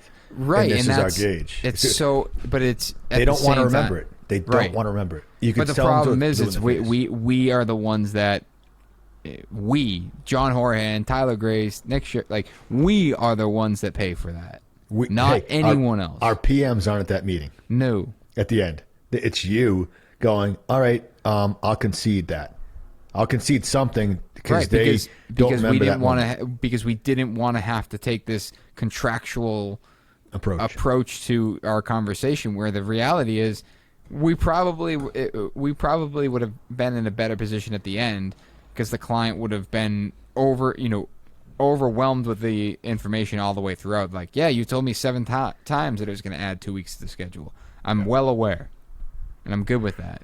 It's like, dude, I got projects where client changes things 3-4 times.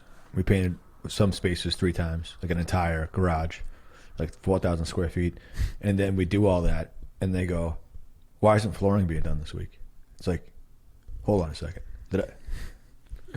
We're in the same building, right? Like that, and we have it in text message, we have it in Buildertrend, we have it in everything, and it's still a conversation. Right. And I'm like, how is this even a conversation? Like, and you're battling for the first 2 paint jobs that's under contract, then the third one, which is a screaming deal. You get me? And the third one, we're just going to do T&M so that we can get the new color scheme done. It's like, so you're advocating for that client behind the scenes to make it, even though they want to change it, and that's why I say we don't manage products, we manage regret. So there is no regret. The colors are right, and you're managing the client, the sub, and the cost implications of it. But yet, when it's all said and done and it's right, they've completely reset their situation and go, in their head, they didn't change the color. It was never a different color. This is what they always wanted, and that's all they see. And it's like, Nick, I don't know. I assume that's never going to be any different. Yeah. There are certain clients. So I said to every PM, which I've said almost my entire career, is that in any given day, we can be a punching bag for a client. And whether it's good or bad, like Tyler, you said, they have to take this home or to work or to their kids or softball, same difference. They could be taking something really shitty at work back home and wear the punching bag that's always there, consistently there throughout the whole project. And this is just an excuse for them to let off some steam. And I find that no matter how ridiculous it is or whatever the situation is, I want to be the professional one. So when they do calm down, they can go, hey, he handled it phenomenal and he's got my back, because he's not blowing up, not flipping out, going, this is ridiculous. That's what I say to myself to get myself through the situation, is like, I'm going to be the steady person here. If they're not going to be the steady person, I'm going to be the steady person for them, so then they can rely on me and lean on me for it. And it's worked. It works, and I'm comfortable with it. I don't think a lot of people in that situation will be as comfortable. And that's what I try and get through to them. Right or wrong. Yeah, it's just, I don't know. I feel like it's just a constant battle of documentation and documenting and communicating, and it seems to never be enough. I don't know. And it goes to clients, and it goes, and bringing this back to employees, it's the same way. It's, after our big company meeting, I promised everyone, I was like, listen, I'm going to rewrite everyone's roles, responsibilities, job description, so it's very clear, because obviously there's question in everyone's role here, and I want it to be abundantly clear.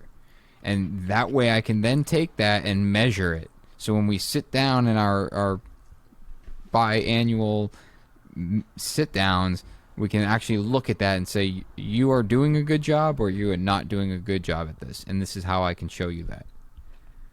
And it's just this constant, like, that's what I don't like about this. Yeah, and then you have to actually perform the work. Right. Which is like I think about big picture. Like, I've been in such a better headspace recently, because I've shifted entirely to focusing on the future, on the next 12 months, 18 months, the projects that some of these projects I've been chasing for 12, 13 months, and it's like, now they're my opportunity.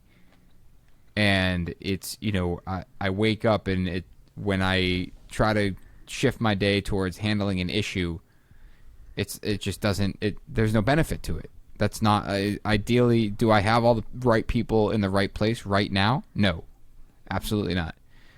But I'm trying to still focus on the fact that even though I don't have all of the right people in all of the right spots just yet, I need to lean on the people I do have and allow my role to become more refined in what my role should be as owner. It's such a fine line, though, because you want people in those positions to handle their own screw-ups. But at the same time, you don't want to get it so out of control that when you step in, there's no solving it. I think that's exactly it, is, these mistakes that they make, are they crippling to the company? And then, like, assess it at that point. It's like, all right, Liz and Mike were chatting about a project today in the office, and they're going back and forth, and I'm listening. I'm like, it's just not the way I do that. And then I jump in, I butt in, and I'm like, why would you do it this way? Why don't you do it this way? Well, and I realize I'm about 15 minutes in, and I'm changing their entire plan. And I said, so now you're accountable. I said, you know what? Ignore what I just said. You guys are the project manager.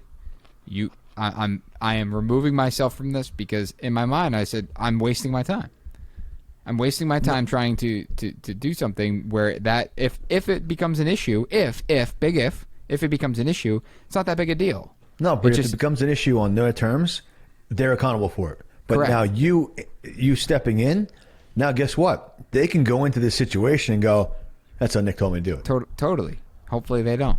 But I did it today with HVAC. They're like, hey, how do you want to do this? I go, I don't want to dictate something that's totally unreasonable for HVAC, and then you have the ability at the end go, that's why it doesn't work. Because remember that conversation we had? Johnny had us order all custom ductwork. What are you talking about? And it's like, I'm like, I don't want to do this way. I'm comfortable either way, but I go, you guys need to be the craftsmen and the people that understand the system, that when it doesn't heat and cool right way, or if it does, you're 100% accountable. Not me going, yeah, I'd like this trunk to go this way. or ideally I want certain things to be a certain way, but the system itself and efficiency, I don't care if you pull that duck from this system or that one. Right. But same thing is like, I don't want to influence that situation where now I've influenced it so much that now in some irrelevant way, I'm now accountable for the situation. Totally. And it's, and every job, it's like I walk a job, and that's usually what I do on Fridays is we record site visit, I walk the job, and I make all these suggestions on like, hey, this is how, see that? I don't want to do that again. Let's improve on that. And it's just and I do find them to be valuable to the bigger picture, but when it's in process, stepping on someone's toes or the project manager's toes or whoever's running that particular task or project, it's the moment I do that, everything that they were setting up kind of goes out the window, because it's like, hey, Nick said to do this. The painter asked me a question, I tell him to do something, and it's like, what are you doing? I didn't tell you to paint this room. It's like, Nick was here, he told me to paint it. And it's, It's tough. But with all of this being said, here's my craziness coming out. I think I want to open a second office. And I say that because I've been on this kick of my ultimate goal is to build homes anywhere in the world, which I have no idea how I'm going to do. I just want to make sure I'm very clear with that. And I find it frustrating. Not frustrating, jealous maybe, of like architects that get to design anywhere. They get to design these buildings, and they can be anywhere in the world. But let's be honest, the creativeness of most of those designs are done on a desk wherever. I know. It stops there. I understood. But traveling and just thinking about like how could I actually do this? And I guess I have no idea when this would happen or anything. I'm in this mindset right now. I think I texted you, John. It's like, being in a different part of the country, it's like, man, I wonder if I could open another office here. I think I said to you, I think we all do when we're on vacation. And I said it the other day. Someone they were like they were in Puerto Rico, and I was like, man, when I was there, I was like, I could definitely live here. And it's like, but now I don't ever think about living in Puerto Rico. Yeah, but would you have enjoyed Puerto Rico as much if it was work related? I loved Puerto Rico. I know, but if it was work related. It's like this industry. No, I know. And I guess I love it. It's just once you get all these hiccups and all this bullshit attached to it, is it that enjoyable anymore? Right. I guess I'm more saying this out loud because you guys always have good or aggressive feedback that I oftentimes need. That was coming right at me. But no, I mean, Tyler says I'm fucking crazy too. But I don't know. I feel like I want to keep saying it out loud that what my goal is to build crazy homes anywhere in the world. And the fact that I've even had the opportunity to look at projects outside of Massachusetts, as far as California is cool. None of them have ever went anywhere. Most of them were, unqualified leads, but just the fact that it was a conversation at one point got my mind turning. And again, I have no idea how I could do that or if I'll ever get to that point, but I think just having that thought is, and I guess pulling that way back and into what is my focus now is that our focus needs to be really refined, custom, architecturally driven homes, ground up or really elaborate renovation. And John, I think you said it once. It's like, why not just get into the market of super high-end small renovations like we've done? And it's just, at the end of the day, it's just not what we want to do. And what we want to do is build, just really awesome, intricate homes. I think you'll get there. I think the only part of me in that whole situation is, I think the exact same thing that you're talking about with your employees is setting expectations and setting real responsibilities and then holding people accountable. It's if it's ever changing and you always want to grow and do this, I just think at one point, get your system down. So that way it is a system that people are accountable. And then you'll find that the sky's the limit. And you can expand for anything because you're just almost, it's like doing an Excel spreadsheet, getting the formula down, and then just cutting and pasting. But figuring out that formula first is great. It's just if you try and cut and paste without doing it, you're doing a recalculation every time, and the efficiency of it's gone. I think the sky's the limit for you, Nick. It's just I think also, solving what you have. I think the one reason that I feel as though I haven't taken a lot of the opportunities that have been presented is because of the system side of it and being fearful of the fact that I don't have everything in place. And while I agree with you to some sense, I disagree with you in the sense that I think having systems in place, yes. Having all of the systems in place, no. In the sense that I don't think, like, I'm never going to feel as though I have everything in place. I'm never going to feel like, just like having a kid, it's like I'm never going to feel ready. Where it's like everything can always be refined. Does that mean today, tomorrow? No. But I don't think I'll ever be in a position where it's like, all right, everything's in place. Now I should do, I don't know. It's like having kids. I feel like you're never in a place where you're like, oh yeah, we're good to have a kid now. It's finally just like, all right, let's do it and figure it out. Yeah. I mean, and the part of me that agrees is that yes, we need to refine our systems. But I just feel as though I'm a lot closer to being in a position to doing that than I probably previously thought. Which is awesome. Yeah, I'm definitely not the same as you. I go back and forth though. Some days I just want to move to Hawaii and be a bartender. Someone messaged me about that. Told me I should go move to Hawaii and be a bartender. Apparently, I think this is all that's nice. I've never been to Hawaii. Really? At this point, you should go. Yeah, same here. Never been. I haven't been to the vineyard, and it's. You haven't been to the vineyard? No. That's basically Hawaii. Oh, I feel like the Cape is very seen it all. You should go to the vineyard. No, you should go to Nantucket. Yeah, I forget. I think my little cousin's a cop on one of those spots. I should go out and visit her. But no, I mean, Nick, I to speak to that whole thing is that I have also not been able to start products or take products on because of the shortcomings of the team that we have currently. And that's what I don't want to let anybody down. And I feel like if I don't have certain things, I guess perfection, the way you took what I said was 100% efficiencies and systems. I didn't take it that way. I was clarifying for my own sake. Yeah, I feel like I'm comfortable as long as it's on the plus side. I mean, if I'm at 65% 100%. And I'm leaning that way, I can solve the last 30-40%.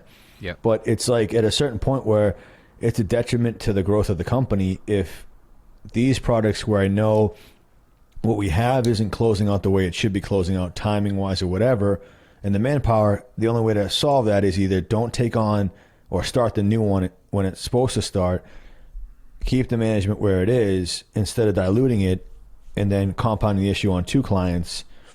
You get me? So I've over the last 2-3 months is just being able to focus on what we have at hand, solving those things, trying to over communicate and have a way tighter grip on what's going on, which is really hard to do while you're starting an office, some other stuff. And it's like, all right, but I'm going to put that time in. And then if that means I lose 2 jobs, which we did. And I think that's the right move. I think we're in similar positions where it's like, all right, you've realized what needs to be done. And now you're making decisions in order to get to that point. Yeah, but the problem is that if certain people don't fall in line and the same with imperfections continue to happen, then I need to make a move before the next jump. You know what I mean? And I think we are on the same point. I do get you, but like there's always going to be mistakes or issues that come up, and I know, but the even when you percentage are of at the next, the accuracy of them can be minimized. sure, So they're not as like missing a concrete pour where the guy just bails because he didn't open the drawings. That's 100%. fucking pretty flagrant. Yeah. Where maybe I should either rethink that person. Well, that's what I'm getting at. Yeah. Because that could in 2 years' time, you're doing a $20 million build, and that could happen again. Yeah. Agreed. But I think I need to be in a place that I'm able to see it. It's like the example I gave about the form guy not dropping the rebar. I also trusted so-and-so enough that I let it happen. Mm-hmm. You know, I gave my 2 cents. I shot up my flares and said, hey, we should look out for this. It didn't happen. But I didn't put someone in place to keep the schedule on. So I blame myself for that. So until I either fix that employee or have a better grasp on sniffing it out and solving it first, then, you know, how am I going to do this? And I'm actually projecting your plan of like having a satellite office, whether it's down the Cape or in Boston or in a different state, is that I need to know that like Ben is someone I don't have to think about. Right. You know, it's more of, hey, how do we collab? How do we solve something together where it's for an improvement, not to keep a baseline going? And I just need to be comfortable enough that the people I have in place aren't trying to keep the baseline alive, that they're trying to improve the baseline. And until we're all improving it, then you know what? And it's done. We've gotten rid of some products that we shouldn't have been doing and have some greater products coming online. And that was awesome. But that was luck, you know, but in essence, it all timed out where we might need to make a move over the next 2-3 months. And I want to be able to do that move, not in the middle of a project, because that's a nightmare, but and better to be in pre-con or something like that. Because you don't want to be advertising and then that client going, am I getting the new guy? Because that's the other burden of social media. It's like, oh, everyone knows everything. Yeah, everyone. It's why. Why aren't you at my job? Yeah. All right. Well, why didn't I do that? I don't know. It's not trying to hide it, but you know, it's all out there in the open. That is true. It's I guess as always, life has its battles. Everything else, business has its battles. I think overall, look at the big picture, and things are, you know, as long as things are moving forward, it's like you got to step back and look at year to year, you know, 5 years, and see where things are going, and if you're happy, and if you're making the right decisions. And I know the one thing, like John's kind of touching on, is giving yourself enough opportunity to see the subtle tweaks that you're making and seeing how they affect business. Yeah. You know, staying in one place long enough that you can see what works and what doesn't work. Obviously, if you're morphing and transitioning and your business model changes so quickly, it's like you can't really even tell what works and what doesn't, or what was your best job, your worst job, what fits right for you, what makes you the happiest, just because you're all over the place. It's like you're just trying to keep your head above water. Right. And you don't give anything enough opportunity to really put any metrics to it, because it's like there's no you don't have any common there's no commonality between any projects. You know, it's like, well, that project we ran and we had this many employees, and that was 3 months later and we had this many, and this was our overhead. And it's like, you know, your window to be able to gauge your company metrics is like per week. Right. Till something changes. Dude, I just fought off a sneeze. Sorry. Bless you. I had to fill out something earlier, and it was like, what is your what were you filling out? We're actually having Buildertrend come out and doing the on-site consulting. Okay.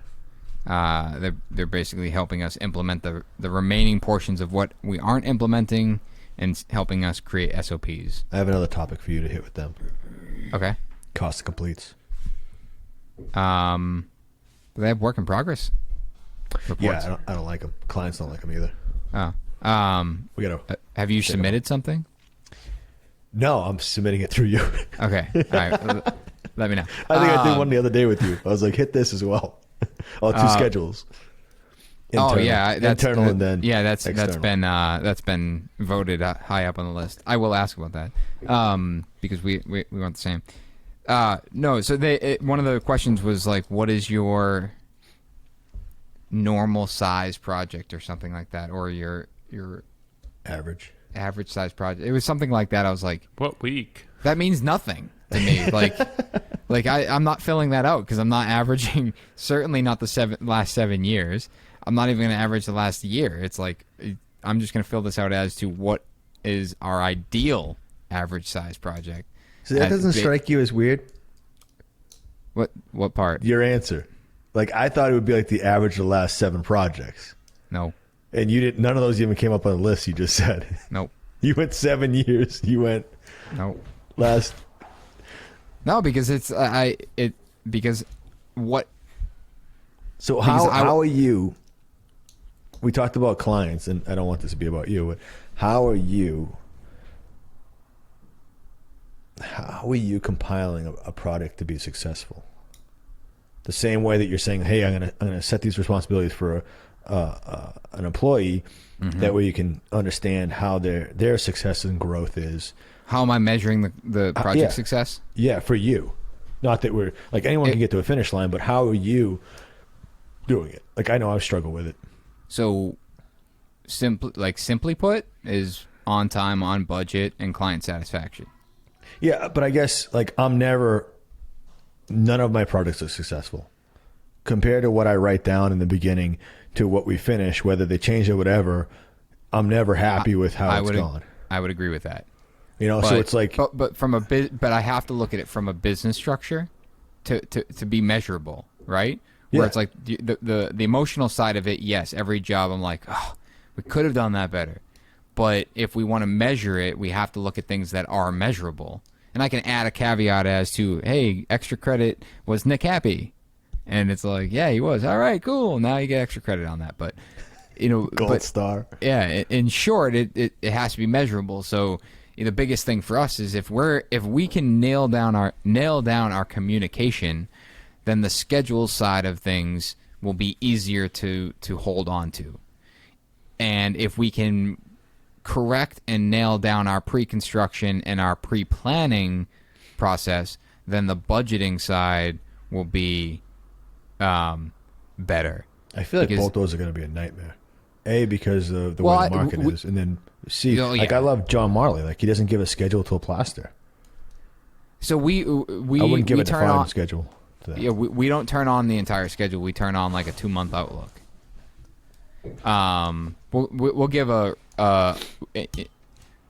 nice thing is, John, like in Build a Train, you can create phases.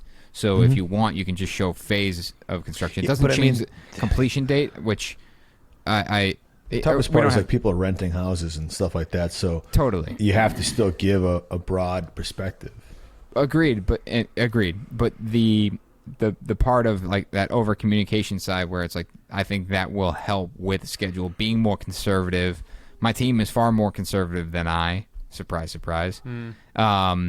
And the pre-con and pre-planning that's looking back at where we've missed on budget is usually because of something that I missed in pre-con, or I didn't run by my lead or my PM because we weren't taking the time to do that.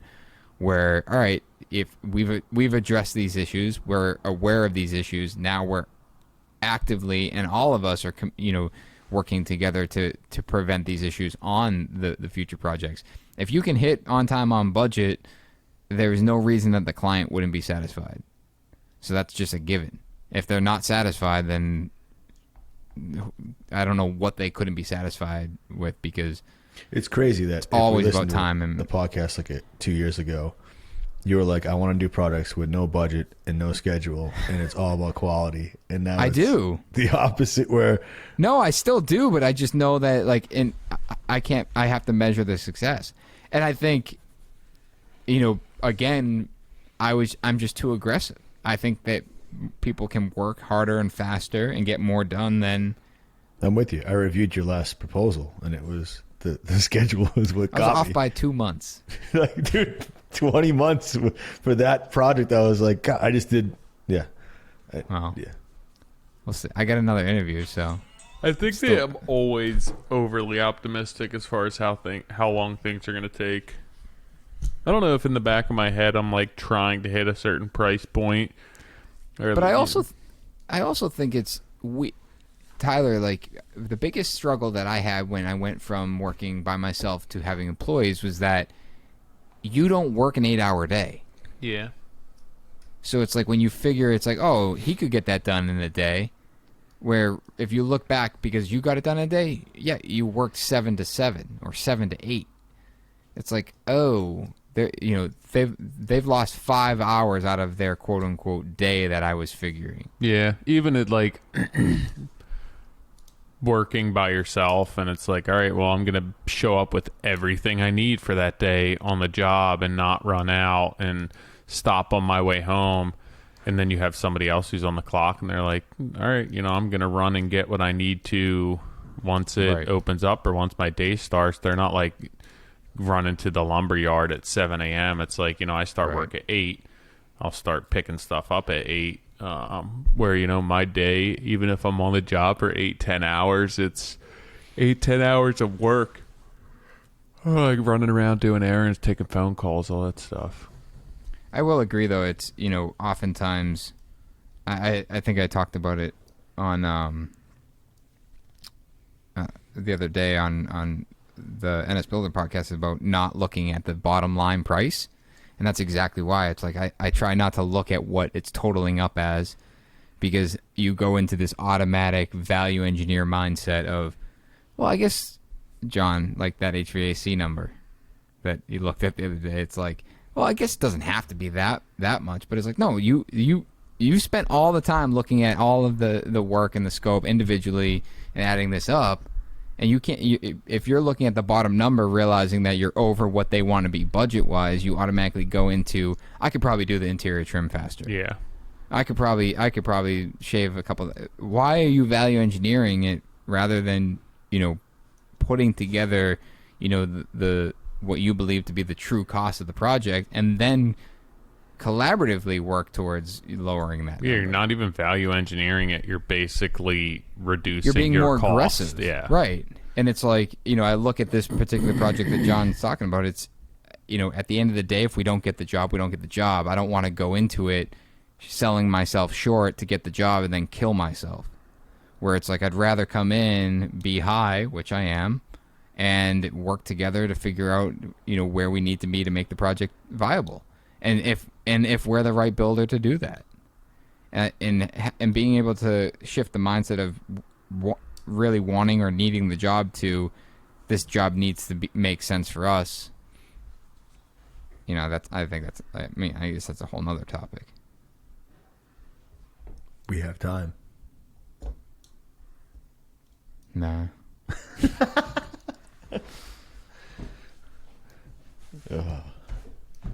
I'm telling you, All man, right. I get tired. I left work early, and I'm like, God, I'm about 3 hours behind or like ahead of schedule. So ready to go to sleep at like 6. I never leave work that early. Dude, my world gets so compounded because you got 8th graders that you have to coach lacrosse, and you're like trying to get these kids to so like all day I'm like, I'm going to take an hour before I leave work to put together my lacrosse plan for the week. And then whatever happens, I end up driving home, picking up my son 5 minutes before practice and getting there, and then trying to get these kids wrangled together. And it's not like you got like 4th graders where you're like, they can just go kick the soccer ball around for a little bit. It's like these kids are like, how do we get better and not a joke? And then I'm like, how do I not, piss off the high school coach that I'm giving them a bunch of kids that don't know how to play lacrosse? So it's like, and it's hockey's like twice a week. This is 3 practices a week and then a game on the weekend. And you're like, wow, what am I doing? That's why spring is such a tough time for me. But I had something the other day. I'm like, are you going to hate me when I'm older? because I coached everything you ever played. like all these kids are his classmates, and his dad is the guy yelling at everyone and making fun of the chubby kid that won't, start running when, hey, running will be the thing that helps you, dude. Yeah. And I call you out on that. And it just, I don't know. I wonder if he'll tell me the truth after a couple years of. Rachel's coaching softball with Selby. She had a good swing. The video you sent us was. Yeah, man, she almost knocked me out. She's having trouble at first. She's like Rachel. You give her too much, and she just overthinks it. So we took her out back, and I was like, "Listen, just stop complicating things, and focus on this, and don't do too much. Try and teach little kids to do too much, and it's like they forget what the heck they're even doing." All these things trying to move through their head at once, and they can't focus on that many things. It's like you just got to give them 1 to 2 things max to focus on, not like watch the ball, lift your leg, time your steps, swing, like all this. And I'm watching her from 100 yards away, and she's swinging the balls like barely even left the pitcher's hand. It's like, yeah, that's not going to work. Dude, I bought Cam. Cam was playing, and he was swinging and missing, but he gets aggravated. Like, he's like, oh, I want to kill that ball. So, I was like, you know what, I'm going to do this. So I went and got, a whole 5-gallon bucket of baseballs, and we went down the field. And I didn't try to teach him anything. I just sat there and sat on another bucket, and I threw the bucket of balls until we were out. Then we collected them all again. We did, 2 hours of that every weekend until the kid was he loved it. He'd keep going back until he was croaking the ball. Yeah. It's it's just muscle. Like my oldest son, he gets upset at lacrosse where he's frustrated. And I'm like, dude, you haven't done this in 2 years. You don't practice unless you're on the field. Yeah. What do you expect? You should be this is a blast. I'm having fun. We had a kid catch a ball at the game against Franklin this weekend, which we won. And one of our new kids that played baseball for 4 years came back to lacrosse. Dude comes down, he's playing attack. Kid throws him the ball. He's got a stick in one hand. He just catches it with his glove. It was the most amazing thing ever. The whistle blows. The assistant coach is like, dude, what the? I'm like, that's amazing. You're amazing for that. Didn't even flinch, just caught it with his hand. And it's those are the moments that this team will remember, is those fun things. It's dude, they're all just having a blast. Yeah. It'll get serious next year when there's a real coach and all this stuff. But, we won it 2 years ago, and now it's we won it. We went in, they were like, we're the Bad News Bears. And my assistant coach was like, we don't have an offense. And I'm like, dude, they're a bunch of talented kids. They'll figure it out. We'll do fundamentals. They won 6-4 against a team that's really good. And I'm like, then they all ran and jumped into the pond at Franklin. And it's that's when we're doing it right, is when they're together having fun, and then having more fun where it's raining on a Tuesday. We're having practice till 7:30. We're there till 8. Yeah. In the rain. It's dude, that's what I'm looking for. That's the way to do it. I don't know. They had a game last week, and there's this coach on the other team. She was so intense, and they're 6 and 7, and I'm like, none of them are good. And at one point, nobody catches the ball, and at one point, a kid caught the ball in midair, and they hadn't even taught anyone about tagging up or not running when it's in the air, because everyone just drops the ball. And the lady ran. She was playing third base coach, and she ran from third base to first base screaming to bring the ball over to get a double play. And then the girl just ran to second, didn't even care. And they finally get the ball to the first baseman. She's like, yes, double play. And the kids don't even know what's going on. And I'm like, you're the worst thing for this entire sport right now. You had no friends growing up, and you can tell it. And now you're trying to coach your kids. They're in the field, and she's like, move up, get into position. And their little girl is just there having fun. I'm like, you're you're going to ruin this for these girls. They're not going to want to play because it's too intense right now. It's not about that. If those girls want that, they'll go and find that on their own. They're not at the point where they need somebody down their throat giving them technical advice. Yeah, they'll go to club. And it's funny, exactly. my youngest one plays soccer, and you know what the most frustrating part about that for youth? He plays a club team as well. They don't coach. They want the kids to learn it on their own, like offsides. They'll blow the whistle, but they won't go, hey, you were offsides right there. They'll just keep getting offsides until they figure out. And I'm like, this seems like I'm paying more money for less coaching and for them to figure it out. I'm like, I'm supposed to cut down on the learning curve, not like just let it happen. And it just, you watch it, and it's why I don't hate sitting on the sideline, even though I'm saying I do. But it's like, it's nice just to kind of let someone else take the reins. Yeah. But just, it's hard to do it when you know that there's more, again, potential.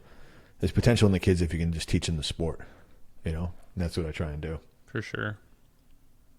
Yeah, we got a game tomorrow night. Tomorrow's Rachel's birthday, too. Oh, boy. Yeah. I think they have we got Mother's Day this weekend? Mother's Day this weekend, birthday. Crazy. Yeah, we got a doubleheader. If you guys are listening to this, Mother's Day was last weekend, in case you forgot it. Rachel's birthday was last week. Yeah, it's true. We got a doubleheader on Mother's Day. Damn.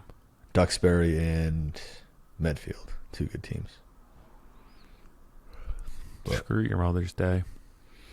Lacrosse instead. Dude, lacrosse is awesome. I love the sport. I got recruited to play it in high school, from high school to college. I miss it. So I get out there now and play with the kids. Like, my hands still, you can't see it, but it's bruised. I got whacked by one of the kids the other day. And I'm like, it's been a week, and it still hurts to touch. And I'm like, oh my God. I'm like, do I have to buy gloves? These kids are now big. They're like, some of the kids are like 6'6", and you're like, Jesus. But now they can hit, and it's fun to watch other coaches have all these Syracuse. They're yelling all these plays, and you're like, dude, what are you doing? Exactly. Like, come on. And then one of our big kids will just crush somebody because it's just simple game. If they run to the middle, make them pay a price. That's all I say. Like, so you can run your Syracuse. The kid gets hit once, he's never running Syracuse again. Yeah. Like, it's just simple tactics. But it's and then we have kids that normally don't score. Our goalie's, I think, going to be an All-American. He's a hockey goalie for us as well. Plays lacrosse goalie, and he's like, all right, let's go get some bruises. Like, there's no fear of it, kick save, whatever. I played goalie my freshman year of high school for varsity because no one else would play. And, man, you get hit with a ball. Yeah. There is nothing. It's just a pair of shorts in between you and a ball going 100. Yeah, that sounds terrible. It's you have to be a special breed for that. But so we back? We doing this weekly? I'm asking for the listeners. Asking for a friend. Yeah, man, I'm in. You know that. I know. Well, I think everyone will be excited to see this back up on their Monday morning. What messages did you get? Anything good? I got a bunch of messages. I just never got to anything. Yeah, I just responded to a bunch of them this past week, and I just told people, they were like, what's going on? Everything okay? I mean, everyone was super cool. Yeah. But it was just, I also didn't, when some of the messages came in a couple weeks ago, I didn't have an answer. You know, right. So I just let it be.